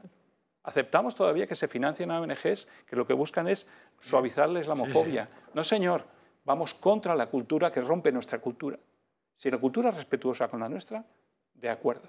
Si la cultura rompe la nuestra, te vas. Sí, pero eso además se sabe cómo acaba, ¿eh? O sea, todo eso acaba que en el momento que la calle es más peligrosa de lo normal, acaba bofetadas. Porque la gente aguanta... No, porque se van. No acaba bofetadas, se van. ¿Se van quién? Como hace Inglaterra, que los manda a Ruanda. Sí, pero, Inglaterra lo tiene muy claro. Pero ahí han girado. No, es que ahí los meten en un avión. Ahí en 16 han cambiado muchísimo. Ahí el vaso ya se ha derribado, pero hasta que llegues allí, no olvidemos que el Brexit tiene bastante que ver con la inmigración ilegal, ¿eh? Es venida desde Europa. O sea, no nos olvidemos que probablemente es la razón más importante. Sí, ¿eh? Por supuesto. Pero, por ejemplo, eso pasa el día que tú sales a la calle y por tema de la inmigración, la mala, que aumenta la delincuencia y te afecta, pues llega un momento que aguantas todo lo que puedes hasta que no aguantas y sales con una escopeta. O sea, es conocido en el mundo que cuando la ley no funciona, funciona una ley, que es la de la selva. ¿eh? Claro. Y entonces acaba peor. Porque entonces no acabas regulando, acabas echando patadas. Claro. Pero tú piensas que el Partido Popular va a defender nuestra cultura frente a la cultura exterior. Yo te digo que no. Tarde o temprano no van a tener más remedio. No van a centrales nucleares. Pero no te preocupes que habrá nucleares. Que lo diga claramente antes de las elecciones, ¿eh? Porque es muy importante para nuestros votantes. Ahora mismo es muy pronto. Ahora mismo, en esas elecciones no dirán ni media de esto. Pues que al PP le quedan unos 40 años o 50 tengan las consecuencias porque nos viene la violencia que tú dices. Ahora mismo en rueda de prensa el portavoz del Congreso del PSOE, del Congreso, Patxi López, contestando un poco sobre las medidas de desahorro energético, él ha aludido a que suponen la mayor ayuda a las familias trabajadoras, que son unas medidas para ayudar a paliar los efectos de la crisis, y atacaba principalmente al PP por no apoyarle. Además, también indicaba que esas nuevas medidas son un esfuerzo, pero que evitarán males mayores. Está ahora mismo contestando a las preguntas. Si podemos de alguna forma, luego intentamos escucharle, pero que continúen las negociaciones y que de momento siguen los votos, como lo hemos comentado al principio. Así. A Patxi, cuanto más se le escucha, menos se le valora. Sí. Seguramente cambiará. Yo no me meto en que intelectualmente sea listo o no listo, pero la argumentación que tiene, si la otra era demagógica, esa es esférica. Vamos a escuchar a ver las declaraciones que está haciendo ahora mismo. Pero otros que dicen que son más razonables y que tienen más argumentos debieran explicar los argumentos. Pero no contemplo eso. Yo creo que esto está en los cauces razonables para que salga, evidentemente. No tenemos preocupación en este momento. Muy buenas. Quería saber cuáles son las principales pegas que les están poniendo los grupos parlamentarios para votar este decreto y si tienen algo que ver con los temas adicionales que se suman a las medidas de ahorro energético, como el rescate de las radiales de Madrid. Junts per Catalunya ya se ha descolgado precisamente porque no quería votar estos otros asuntos. Gracias. Pues si ya lo han dicho ellos, ¿para qué lo voy a decir yo? Las conversaciones yo creo que para nosotros son privadas, en el sentido de que lo que nos interesa es el resultado. Y cuando tengan resultado ya lo comentaremos. Pero ya sé que hay cuestiones colaterales, las radiales o pagar algunas expropiaciones, pero es que un gobierno tiene que pagar lo que debe. Ya lo han dicho ellos, Francas, la verdad es que tenía razón, ¿no? Porque para esa contestación nos lo podríamos haber ahorrado. No, es que yo llevo tiempo siguiéndole y es una manera nada grata de perder el tiempo. La verdad es que hay maneras mejores de perder el tiempo. Incluso un anuncio de cualquier cosa que alguien ha pensado y lo ha trabajado y tal. Vamos, ni corto ni perezoso, si ya lo están contestando ellos, ¿para qué voy a decir yo nada? Es de una comprensión, ¿verdad? De una apertura y de es libertad pura este hombre. Deben tener una tensión por ahí dentro que ya la tuvieron en su día, ¿no? Pachi López y Pedro Sánchez, pero tienen que estar entre la espada y la pared porque si no, no entiendo, ¿no? Qué poco diplomático. Yo creo que no es de esperar, ¿no? Un comportamiento así del que se supone es el portavoz del gobierno, del principal partido del gobierno de España. Y que además se reduzca, como decías al principio, toda esta discusión sobre la ley de ahorro energético a que estás contra los trabajadores porque tienen que pagar más caro el del autobús. Pero ¿de qué van? ¿De qué van? Que no ya, va de pero eso. eso mientras la gente se lo creyera, claro, pero funciona. Pero yo como pienso que el vaso se ha derramado, y eso lo decías tú, Patricia, ayer perfectamente, o sea, hace tiempo que ha explotado y ahora mismo, haga lo que haga el gobierno, yo creo que haga lo que haga Pedro Sánchez, lo tiene muy complicado porque es difícil encontrar un ciudadano, no que le vote, que algunos le votarán porque es del PSOE, pero que se crea con lo que dice porque les ha mentido a la cara en todo. O sea, es que no... entonces, yo creo que con los malos tiempos que se avecinan es que no le va a quedar ningún ciudadano del PSOE. Le va a quedar muy pocos. Y si te mienten una vez es culpa del otro, pero si te mienten dos es culpa tuya. En Francia se ha hundido. En Francia ha desaparecido el Partido Socialista. O sea, que era el gran partido de Mitterrand, toda la historia francesa. Ha desaparecido. No sé yo, ¿eh?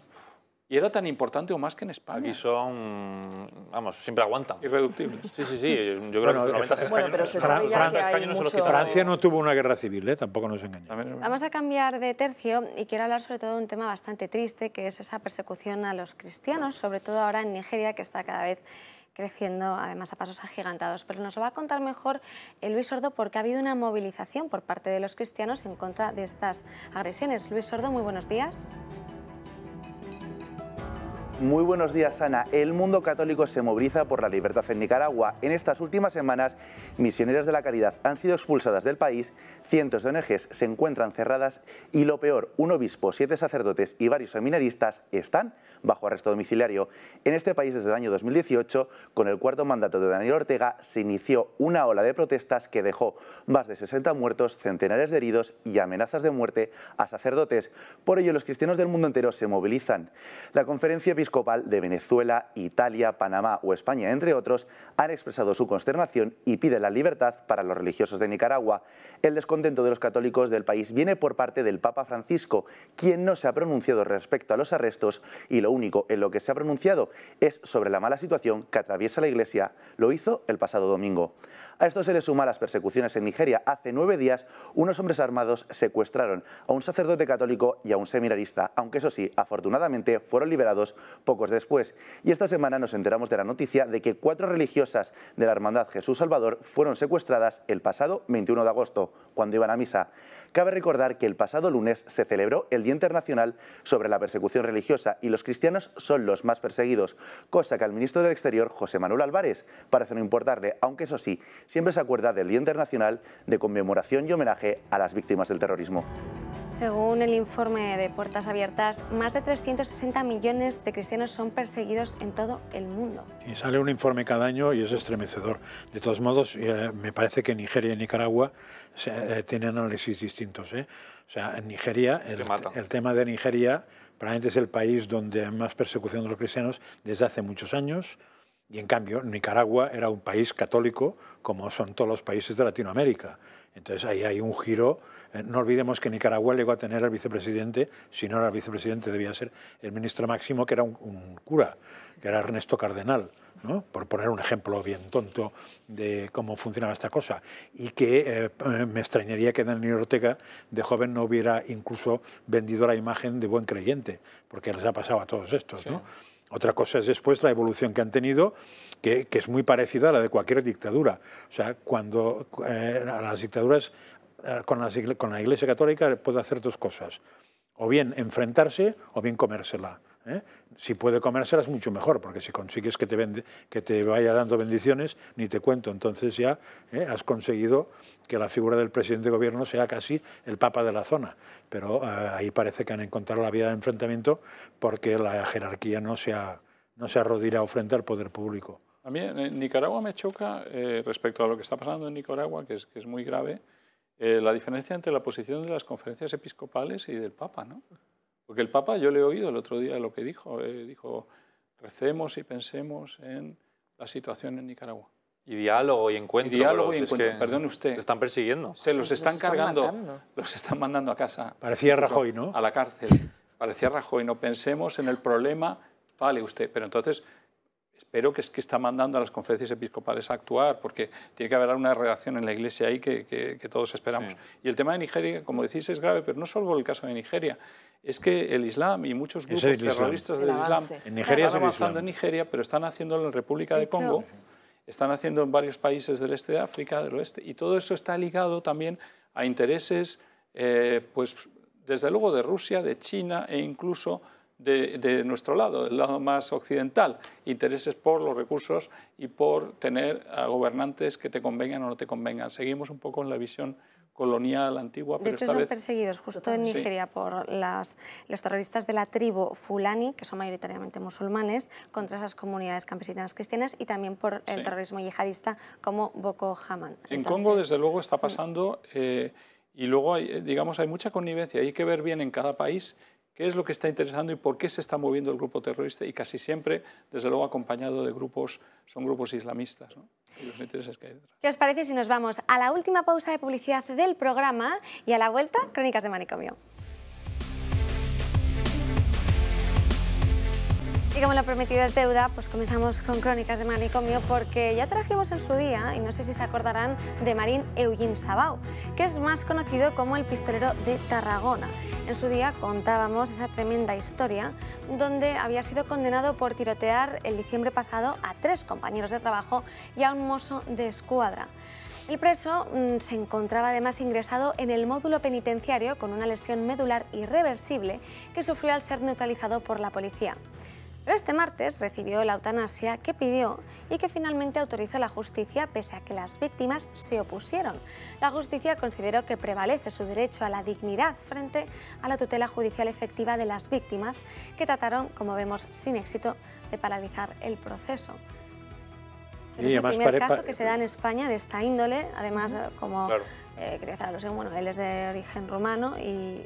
Además parece que, además de todo eso, que tú que eres abogada, que yo no lo soy, que cuando uno se muere, sea por vía de eutanasia o por vía natural, sus efectos jurídicos desaparecen. Pero eso de toda la vida. Sí, porque se termina la personalidad. Claro, que tenga, de toda la vida. Con lo cual, ¿qué es lo que ha ocurrido ahí? Que los damnificados, pues no solamente no ha tenido juicio condenatorio él, que eso los damnificados igual les preocupa menos, sino simplemente que no hay ni siquiera... No hubo juicio. No hay nada, no hay nada. Para las no hay compensación económica, no hay nada. O sea, ahora tendrán que protestar a otro, porque el que les a la generalidad, el que les hizo, bueno, el que sea, y ya tendrá que entrar otra vía, pero diríamos el que les había causado el prejuicio ha desaparecido. Y ahí estaba el problema jurídico. El problema jurídico es si prevalecía el derecho de esta gente que exigía el juicio y que después se eutanasiara tantas veces como quisiera, o que lo hiciera antes, con lo cual les dejaba colgados. Y parece que el juez decidió que en España la legislación hace que tengas derecho a hacerlo antes y que el otro es absolutamente anecdótico. Y no hay un conflicto entre jueces en este caso, es decir, hay un juez que decide que la eutanasia es válida, sabiendo que hay un juez que va a juzgar y que va a haber derecho a resarcir a unas víctimas que se van a quedar sin ese resarcimiento porque ha permitido la eutanasia. Quiere decir que los dos jueces están... Pero es que el juez que ha permitido ya tenía en cuenta el segundo. No el juez que no se sabía quién era, sino... El juez que ha permitido... El primero dirime... Sabía que le quitaba la reparación a las víctimas. Claro, por eso intervino un juez. Esa fue, de hecho, la primera noticia que a la mala muerte, la dignidad a resarcir. Claro, justo por eso intervino un juez, porque si no hacía puñetera falta. De hecho, esa primera noticia es la que contamos en Crónicas, esa situación. Claro. Sin embargo, si tú te quieres eutanasiar, no necesitas un juez. Que tú indicas, claro, aquí las víctimas, ¿qué pueden hacer? Recurrir la decisión del juez. Quizás esto, dado que estamos hablando incluso de derechos humanos, esto puede, yo creo, llegar al Tribunal Europeo de Derechos Humanos. Pero ya está muerto, ¿eh? Claro, está muerto, pero a lo mejor al juez que ha dictado mal... Las víctimas existen, ¿eh? Las víctimas. Las víctimas yo no sé si van a... Ellas yo creo que no van a tener ninguna reparación. Pero ponte que ha dejado una familia en dificultades, no sé. Pero, no lo sé. Pero que tendrán que ir a otro estamento y y poner en la mira a otra persona, porque el muerto está muerto. Claro, la eutanasia es totalmente, o sea, ya no es irreversible, es decir, ya no hay nada que hacer. Entonces, ¿a quién se le van a pedir, a exigir esas indemnización o lo que sea? Claro, ¿A quién? Esto hace jurisprudencia, pero ese es otro tema también. Claro, esto genera y crea jurisprudencia, porque al final es el primer caso de España de esta índole, porque la eutanasia, la ley de la eutanasia no lleva ni un año en vigor. Entonces, al final, esto va a crear pues ese antecedente. Por ejemplo, en Estados Unidos, que hay condena a muerte todavía, eutanasia antes de ser condenada a muerte. Debe pasar por... Pero el tema aquí... Yo no sé, porque la ley española no tiene mucha aplicación en Estados Unidos en general. El tema aquí es si el juez dictó conforme o no a la ley, incluso ponderando los derechos que estamos indicando. Por tanto, incluso si esto se elevara más arriba, que a mí solo se me ocurre el Tribunal Europeo de Derechos Humanos, si por algún dictaminase que ha sido erróneo, por lo menos a lo mejor la reparación lo desconozco cómo puede acabar, pero por lo menos a lo mejor no genera jurisprudencia. O sea, si se pusiera en duda que la decisión del juez no ha sido la correcta, claro, es que es un caso, la verdad, que... seguramente el Estado español tendría que indemnizar a las víctimas. Claro, sería el único responsable. Planteas ya siempre que la dignidad de la persona ante la muerte es superior a conculcar derechos de víctimas. ¿Eso vale como jurisprudencia para siempre? Es grave, sí. Es grave. Sí, ahí está el interés de la sentencia, ¿eh? Muy interesante. Porque, con perdón, el tema de la eutanasia, ella es importante de por sí y ya lo hablaríamos en este caso. En este caso el foco no está en la eutanasia, está en primar un derecho sobre otro. ¿Y si prospera el recurso que hay presentado contra la ley de eutanasia? Fíjate. Pues tendrían un problema. Otro tema, por ejemplo, ayer yo me encontraba con la entrevista más surrealista que he podido ver en televisión. Era ¿Un ministro o no? No, este caso era de un ocupa. El municipio de Villaviciosa de Odón vive desde hace 4 meses pues, una situación bastante complicada porque 3 ocupas han invadido una casa y además los vecinos se quejan de que hay trapicheo de drogas. Pero entrevistaban al ocupa y estas eran las declaraciones. Sí, yo soy el propietario de esta vivienda. Llevo 4 meses aquí viviendo y, como he dicho, a mí me vendieron la llave por 2.000 euros. Ya, bueno, pero de momento, hasta el día que me vengan y me echen, sí que me hace propietario de esta casa. La factura del agua sí. La de la luz no me llega, pero la del agua sí. ¿Entonces estáis enganchados? No, pero la de luz no me llega porque casi ni tengo luz. La de la luz no me llega, no sé por qué, la del agua sí que me llega. Mientras yo siga viviendo en la calle, sin trabajo y sin nada, yo no me voy a mover de aquí hasta que venga un juez y me diga lo contrario. Si yo el día de mañana encuentro un trabajo, yo cojo con mi perro, me cojo las maletas y me voy. Llamo a la policía, le doy la llave de la casa y me voy. Si yo soy el que más quiere irse de aquí. Este es uno de los cabecillas de las 3 personas que han invadido esta propiedad, que se llama David, pero es alucinante porque el mercado discrepa mucho de lo que está diciendo este señor. O sea, 2.000 euros el precio de venta de una casa, no sé yo, pero... Y que no me creo yo que esté en búsqueda activa de empleo este señor. Pero de hecho, hay una parte muy interesante que no la hemos puesto, pero es súper interesante porque él dice, es que me da miedo salir de casa, vaya que se me meta un vecino en el salón. Que me ocupen. Y dice, pero si tú eres el ocupa, ¿cómo tiene las santas narices? Es que es exactamente lo mismo que le ha hecho, por eso le preocupa. Y luego que se cree propropietario por haber comprado unas llaves, no dice de quién, una persona. Pero eso sabemos que es verdad, ¿eh? Bueno, eso fue ayer en las... El primero que se dio la cárcel. Que sabemos que es verdad que se está dando eso. O sea, hay mafias que ocupan pisos y venden el piso por una chorrada a la gente y la policía... Lo que es curioso es que el Estado español, todas las fuerzas de seguridad y la Madre Superiora no son capaces de actuar. A pesar de que la ley, ninguna ley les impide actuar cuando es primera vivienda. Ninguna ley pone que si pasan 48 horas no puedes... Ninguna ley pone eso en España. O sea, no actúan porque no les da la gana. ¿Se supone que a un policía no le da la gana? No, se supone que algún mando del policía o algún mando político de la policía no le da la gana. Claro. Porque el policía hará lo que le digan. Lo que no va a hacer es meterse en un jardín para que después sus jefes, no sé si el mando inmediato o el mando más superior o el mando político del ayuntamiento o el mando político de los Mossos o el mando político de la policía, le va a dejar con el culo al aire. A los eso es lo que está ocuparon la sede y los... Eso es lo que está pasando. La sede en 2 minutos, claro. ¿Queréis saber cuál es el número de casas ocupadas en España? Según la Organización Nacional de Afectados por la Ocupación, son 120.000 viviendas habitadas por ocupas. Aproximadamente había hasta el pasado mes de octubre. Y además, de acuerdo con la Fiscalía General del Estado, se producen 9 usurpaciones de casas cada día. El año 2021, además, cerraba con más de 17.000 delitos y faltas relacionadas con esta actividad, y esta cifra ya supera los 5.000 delitos de los dos. O sea, es decir, el año pasado eran 12.000 y este año ya son 17.000, es decir, va aumentando. Es que me parecen pocas, ¿eh? Sí, porque el chollo ahora mismo es que es un chollo. Lo mismo que la inquiocupación. O sea, cualquier inquilino que decida que no se va a pasar de... Además, que a mí que me registren... La Administración y el Gobierno no se dan cuenta que esto es un derecho constitucional. La propiedad privada es un derecho constitucional. Y con eso de las 48 horas y demás. Aquí hay un tema también. Parece ser que si tienes alarma, tienes la ventaja de que vas a poder estar antes de 48 horas. Y el que no tenga alarma, pues no se va a enterar. Y ya está. Eso también beneficia pero una a los alarma vendedores de alarmas. Identificativa, de la identidad de la persona asaltante. O sea, quiere decir que tiene que estar grabado para que efectivamente lo que tú dices, que si no es el vecino el que da la alarma, eso es, que por lo menos identifica un sujeto. Pero vuelvo a decir que eso no lo pone en la ley. O sea, claro, que eso no lo pone en la ley, es una maldita maldita costumbre. Depende de poner tu alarma o no, y eso no lo pone en la ley. No, que lo que no pone en la ley es que si yo me voy de vacaciones, estoy 3 meses fuera, llego y hay un señor, como yo tengo el título de propiedad de la casa, la policía tiene que venir, cogerlo y sacarlo. Si es primera vivienda. Entonces, ¿quién se inventó si es segunda vivienda? No lo sé. Si es segunda vivienda, no. Y otros factores, pero si es primera, sí.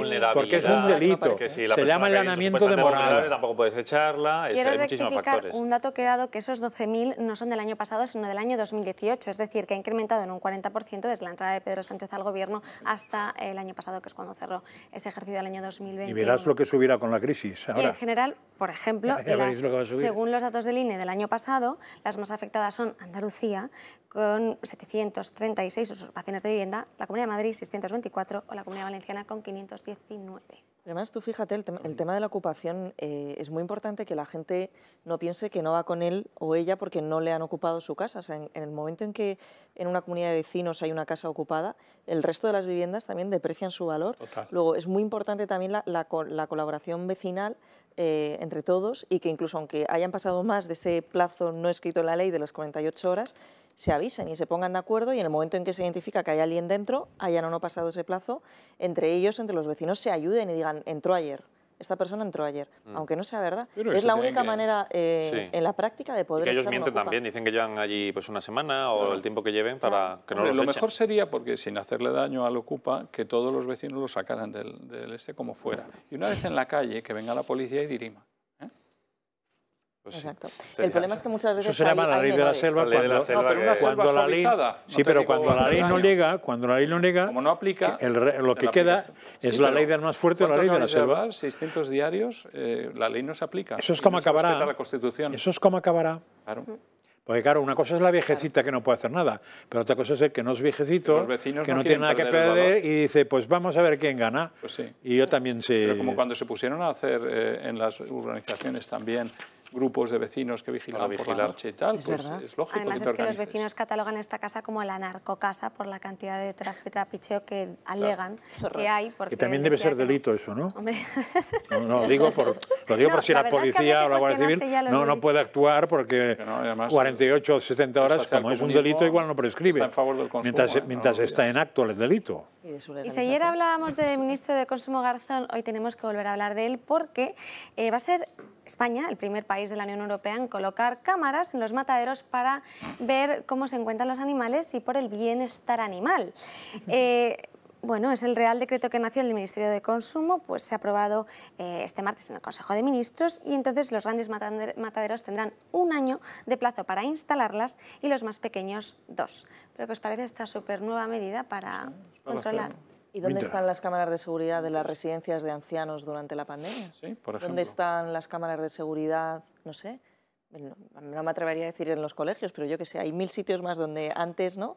Salvaguardar el bienestar de los humanos antes que de los vigilar la droga animales. delante de los colegios, hay un montón de cosas que puedes poner cámaras. ¿Y quién va a sufragar además esos gastos de la instalación de las cámaras? Es decir, es que deben de estar como mínimo en todas las instalaciones en las que se encuentran los animales vivos, pues el ganadero, así como en las zonas de descarga, pasillos, salas donde se realizan todas las actividades previas a la muerte del animal y el traslado de los mismos. Imagínate que en la que estamos le llega eso a un ganadero y tiene que ponerse ahora a poner cámaras y gastarse cientos de euros. ¿Cómo se llama cuando la gente de un determinado gremio se defiende entre sí? ¿Cómo?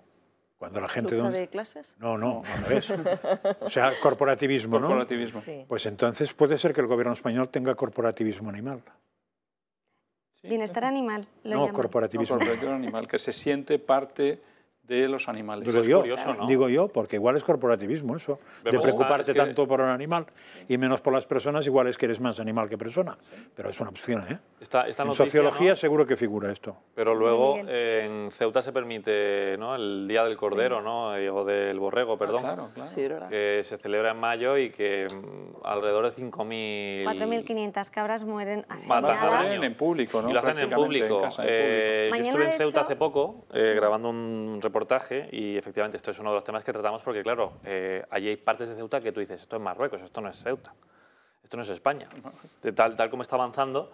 Y bueno, ya han aceptado por lo menos que les pongan unas carpas y puedan hacerlo de forma un poco más salubre, pero que nos contaban los vecinos que luego tiran los restos al contenedor como si nada y claro, son una insalubridad brutal. Y luego también viendo como aquí, oye, eso es ahí digamos, de protección de los animales, nada. O sea, podéis ver, los vídeos están en YouTube, lo podéis ver, es bastante Sí, de hecho, mañana hablaremos bien del tema porque hemos querido, vamos a preguntarle a la gente qué opina de este tema, pero sí que es verdad que es una celebración que hacen por la Pascua Islámica y que es, bueno, ya lo decidirán los espectadores lo que consideren, pero sí, es una masacre porque se asesinan, las imágenes además son bastante desagradables y lo hacen todos los años, entonces es una celebración de origen... Bueno, claro, pero que ahí no hay ese, oye, bienestar animal, no, aquí, oye, prima más, hay que respetar la cultura del otro. El bienestar se llama la fiesta del sacrificio. Claro, es el multiculturalismo, ahí no se levanta la voz, en cambio contra el ganadero, pues sí, oye, hay que vigilarle que son seguro unos maltratadores. Se llama la fiesta del sacrificio o, como lo denominan ellos, el Eid al-Adha. A mí me cuesta un poco. Bien. Pero sí, con el tema, por ejemplo, también de las cámaras de seguridad, quería hacer el último hincapié. Deberán guardar, por ejemplo, un mínimo de 30 días las imágenes que han realizado. O sea, ya no solo el gasto de colocar las imágenes, sino luego el tema de la conservación y almacenamiento de las mismas. Y, bueno, porque esto además será controlado, es decir, podrá haber comprobaciones a posteriori por parte de los correspondientes servicios de control oficial de las comunidades autónomas. O sea, que esto será una competencia al final también autonómica para supervisarlo. ¿Cuál es el delito que pueden encontrar con esas cámaras? ¿Que se ha despertado el cordero un poco antes de morir, desgraciadamente porque no se ha vigilado bien? ¿O que la muerte ha sido demasiado, ha saltado demasiado, ha brincado demasiado antes de morir? ¿Cuál es la razón? ¿Cuál es el crimen? Se me ocurre alguno, pero no, por la hora no lo puedo contar. Es que no entiendo la cámara. Exacto. ¿Cuál es el maltrato? Exacto. Si los duermen siempre antes de matarlos. ¿Cuál es el maltrato? Que nos diga el gobierno. Quieren sobre todo que tengan su espacio, que no estén apelotonados, bueno, en fin, era una serie de cosas. Si estás en plan Figueras hay mil cosas. Inspecciones, los camiones ya no van los cerdos como iban antiguamente, que iban los pobres que asomaban el morro, ya no lo ves ¿Y en los camiones no pondrán cámaras? Y en los camiones no hay cámaras. Uy, malamente. Sí. Es que es un sinsentido. ¿Sí? Otra lucha más ahora en animales contra humanos, es otra inteligencia versus mujeres contra hombres. Por eso hablo de todo. ¿Pero quién lidera los animales? De fuera contra nosotros. Pero a lo mejor tendrá que venir Brave, ¿no? El cerdito valiente a liderarlo. No, pero creo que ya tienen líder. Y ganan los cerdos, siento hacer el spoiler. Pero... Tenemos que volver al tema internacional, que lo habíamos dejado un poco aparcado, sobre todo esta situación, porque ¿qué está ocurriendo exactamente con el atentado de la hija de Alexander Dugin, que además es el líder filósofo ruso y ideólogo de Putin? Hay muchas teorías, muchas posibles, no sé, historias sobre quién está detrás, si era verdaderamente el objetivo. Vamos a verlo. El oscuro atentado contra Daria Dugina, la hija del ideólogo de Putin, eleva la tensión y conmociona a buena parte de Rusia. El coche en el que viajaba Dugina saltó por los aires el pasado sábado a causa de una bomba colocada en la parte del conductor. El comité de investigación ha confirmado que fue un atentado premeditado y hecho a medida. Y desde Moscú todas las miradas apuntan a ella. Natalia Bovk, una espía ucraniana de 43 años, es la acusada por los servicios de inteligencia rusos de preparar y cometer este asesinato. Las autoridades rusas aseguran que la espía llegó a Rusia en julio junto a su hija de 12 años y alquiló un apartamento en el mismo edificio de viviendas donde residía Dugina para espiarla durante semanas. Y tras el crimen, la espía salió del país en un coche de matrícula ucraniana. Las reacciones no se han hecho esperar. Vladimir Putin califica lo ocurrido de un crimen vil y cruel, mientras que el padre de la fallecida filósofo y analista ruso, considerado el cerebro de Putin, ha pedido que la muerte de su hija no sea en vano y asegura que no quiere la venganza sino la victoria. Ucrania, por su parte, se desvincula, niega totalmente tener ninguna relación con el atentado y culpa las fisuras internas dentro del Kremlin. Pero lo cierto es que este asesinato ha crispado los ánimos de la élite rusa, que pide ahora guerra total contra Ucrania y derribar por completo el gobierno de Zelensky. Un terrible asesinato que deja al descubierto varias incógnitas. ¿Ha sido una operación diseñada para justificar el conflicto y la represión interna en Rusia o ha sido mano de la inteligencia ucraniana? Hoy justo hacen 6 meses desde que comenzó la guerra y además es el día de la independencia de Ucrania. Sí, yo me voy a ver, Daria Dugina, una sensación por lo que he podido leer y saber de ella, una estudiante, vamos, ahora ya que ha acabado sus estudios de filosofía y demás, completamente por las entrevistas que están en las redes y todo, que plantea de manera muy seria simplemente que hay que respetar a Rusia, pues que el tema, tratando de explicar por qué ha sido la invasión, el tema de Donbass, y sobre todo planteando que el mundo cambia del mundo unipolar al multipolar. Y toda esa visión que hereda en cierto modo de su padre, en una chica inteligente, intelectual, y que habla bien y que además transmite fantásticamente esta nueva visión del cambio unipolar a multipolar, le ha dado muchísimo susto a Ucrania, pero yo creo que mucho más allá de Ucrania, me imagino a los servicios o a las potencias que apoyan a Ucrania. Habrá que confirmar si esto no está teledirigido no solo por Ucrania, sino por servicios secretos también occidentales. Si fuera así, es un crimen terrible, es terrorismo y es muchísimo más que la guerra, es mucho más que bombardear, es mucho más que hacer guerra. Es matar a una inocente que además tenía un futuro fantástico y eso es lo que más atemoriza a Occidente y a Ucrania. Entonces, cuidado con esto, porque creo que esta vez Putin tiene razón y creo que esta vez se han pasado 3 pueblos asesinando a esta persona y que sobre todo que lo único que ella busca es tratar de que se entiendan ambos bandos. Ella no ha sido en nada de lo que he oído de ella. Es una persona que se ha puesto contra Occidente. Al revés, dice que es que tenemos que aprender en Occidente a entender que el mundo ha cambiado y que nos tenemos que acabar entendiendo unos y otros. Cosa que me parece un mensaje absolutamente de paz. Pero, Juan Antonio, pero eso creo que nadie no parece interesarle. Pero creo que nadie duda que el atentado no era contra ella, ¿eh? Ya, bueno. O sea, el atentado era contra su padre, porque era el coche de su padre, era el asiento que ocupa el padre, etcétera. Con lo cual, el análisis de quién era ella es anecdótico. Pero si en vez del padre hubiera sido un primo que coge el coche, se va por los aires. Y ella era el futuro y era muy intelectual también, que muy cuando buena. se mataba uno se daba por posible los del alrededor. Y así hay tantas víctimas del terrorismo. Eso se llama terrorismo. Eso es tan terrorismo eso como lo que nos ha tenido en España durante años la ETA, etcétera. Es lo mismo. Las imágenes de la que dicen que puede ser la que la ha provocado, es verdad que llega rubia en las imágenes, se va morena. O sea, no sé, el problema es quién está detrás de eso.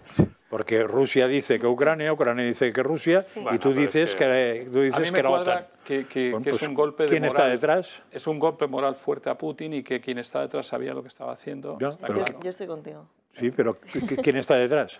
Pues me temo que lo que... Pues costará demostrarlo. Que nos tememos. No, sí, pero el problema está en demostrarlo. Ahora, tenemos que ser los occidentales también capaces de aceptar cuando nos equivocamos. Y si ha sido algún servicio secreto británico u otro el que ha participado en esta historia, o americano, aceptar nuestros fallos. Para mí tendría más delito todavía. Mucho más delito. Por supuesto. Y ser críticos nosotros mismos. No basta con que seamos de la OTAN para que pero aceptemos. Que el problema está en demostrar eso. Pero ya decía Kennedy, ¿no? Lo de guerrillas by night. Es decir, que las cosas también se hacen a la espalda. Por supuesto. Que mucho de lo que vemos de la configuración geopolítica nos lo hacen a la espalda actualmente no nos enteramos de nada. Estos cambios. Ahora Rusia de repente es socio enemigo. Se decide por parte de la OTAN sin haber opinado el resto de países. Cuando en el 90 éramos súper amigos. Es que también todo cambia. Los moscovitas, de hecho, lo que han ido es acudir a depositar flores, a colocar las velas en memoria de Daria Dugina. Lo han hecho. Además, estas imágenes las podemos ver a través del canal de Telegram de Julio Ariza, que la verdad es que viene muy bien porque estamos con ese Telegram y con esa cantidad de información que da en cada segundo, muy actualizados de las últimas novedades y además de noticias, que es que para que no se nos escape nada, está todo el día actualizándolo y mostrándonos pues como en este sentido, estas imágenes sobre pues ese pésame, ¿no?, que han querido dar a esta víctima. También en el Telegram de Julio Ariza nos podemos encontrar cómo se ve que perfectamente al político ruso Roitman lo detienen por criticar la invasión de Rusia.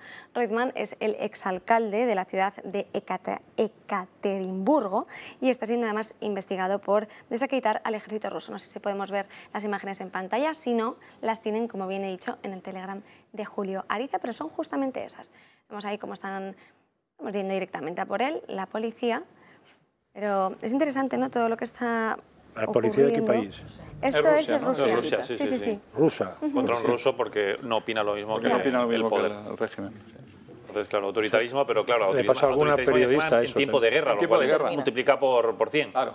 Entonces, no se puede permitir ningún tipo de disidencia no es lo dentro mismo del quien país. está en Rusia y Ucrania y lo que dice que si lo dices en España, por ejemplo. Claro. O sea, aquí no va a venir nadie, me imagino. Eso pasó a algún periodista ya ruso, a alguna periodista. Alguno que se algo que no parece que Rusia sea una democracia moderna. No. Pero sobre todo cuando estás en guerra, mejor te callas. Ucrania tengo mis dudas que lo sea también, ¿eh? Tampoco. Además, luego también la Unión Europea durante estos 6 meses, paralelamente, ha hecho esos 6 paquetes de sanciones para Rusia con respecto a la guerra de Ucrania. Y ahora se están debatiendo pues, nuevas sanciones.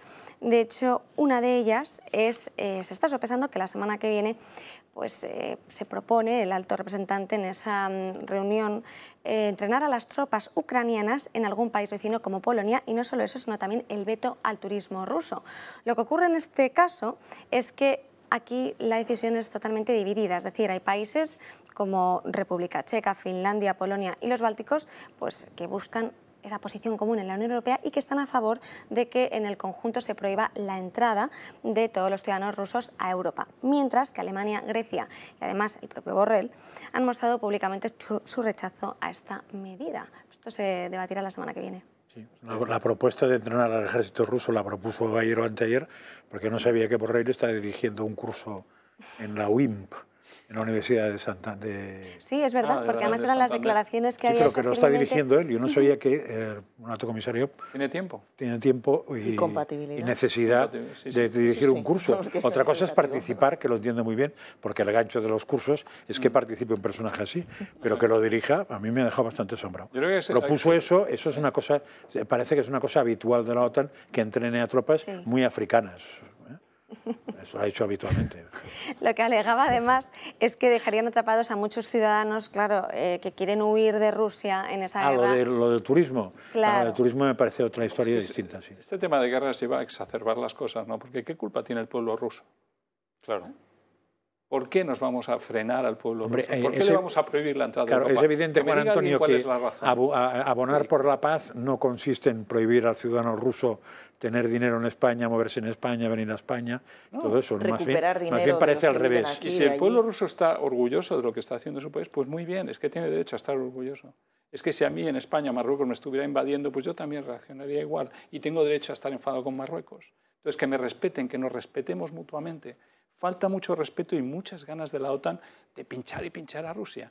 De acuerdo, si seguimos pinchando de esta manera, las sanciones siguen y Europa se hunde. Pero Europa se hunde, Estados Unidos no, ¿eh? Europa sí. Sí, pero luego vemos, por ejemplo, paralelamente cómo la Unión Europea ha seguido comprando hidrocarburos a Rusia y en el monto total son 84.000 millones de euros. Veíamos ayer, además, como también España había importado esos 3.000 millones de euros, y estos son datos del Center for Research on Energy and Clean Air, que lo indicaba, y que Europa había... ¿Qué ha pasado? Que Europa sí lo que ha reducido es su demanda, es decir, lo ha reducido a la mitad, del 40% que lo compraba en febrero, pues ahora lo adquiere al 20%. Pues se ha quedado así. Y aquí nos tenemos que quedar, porque para mañana habrá más me parece que es el segundo proveedor ya. Y esta noche a las 10:30 Marina Álvarez en la redacción abierta, y mañana volvemos a las 12, como siempre, con más noticias, más actualidad, dando caña porque es lo que nos gusta, aquí debatir y además animarles a todos a que se unan a nosotros. Hasta mañana, muy feliz día.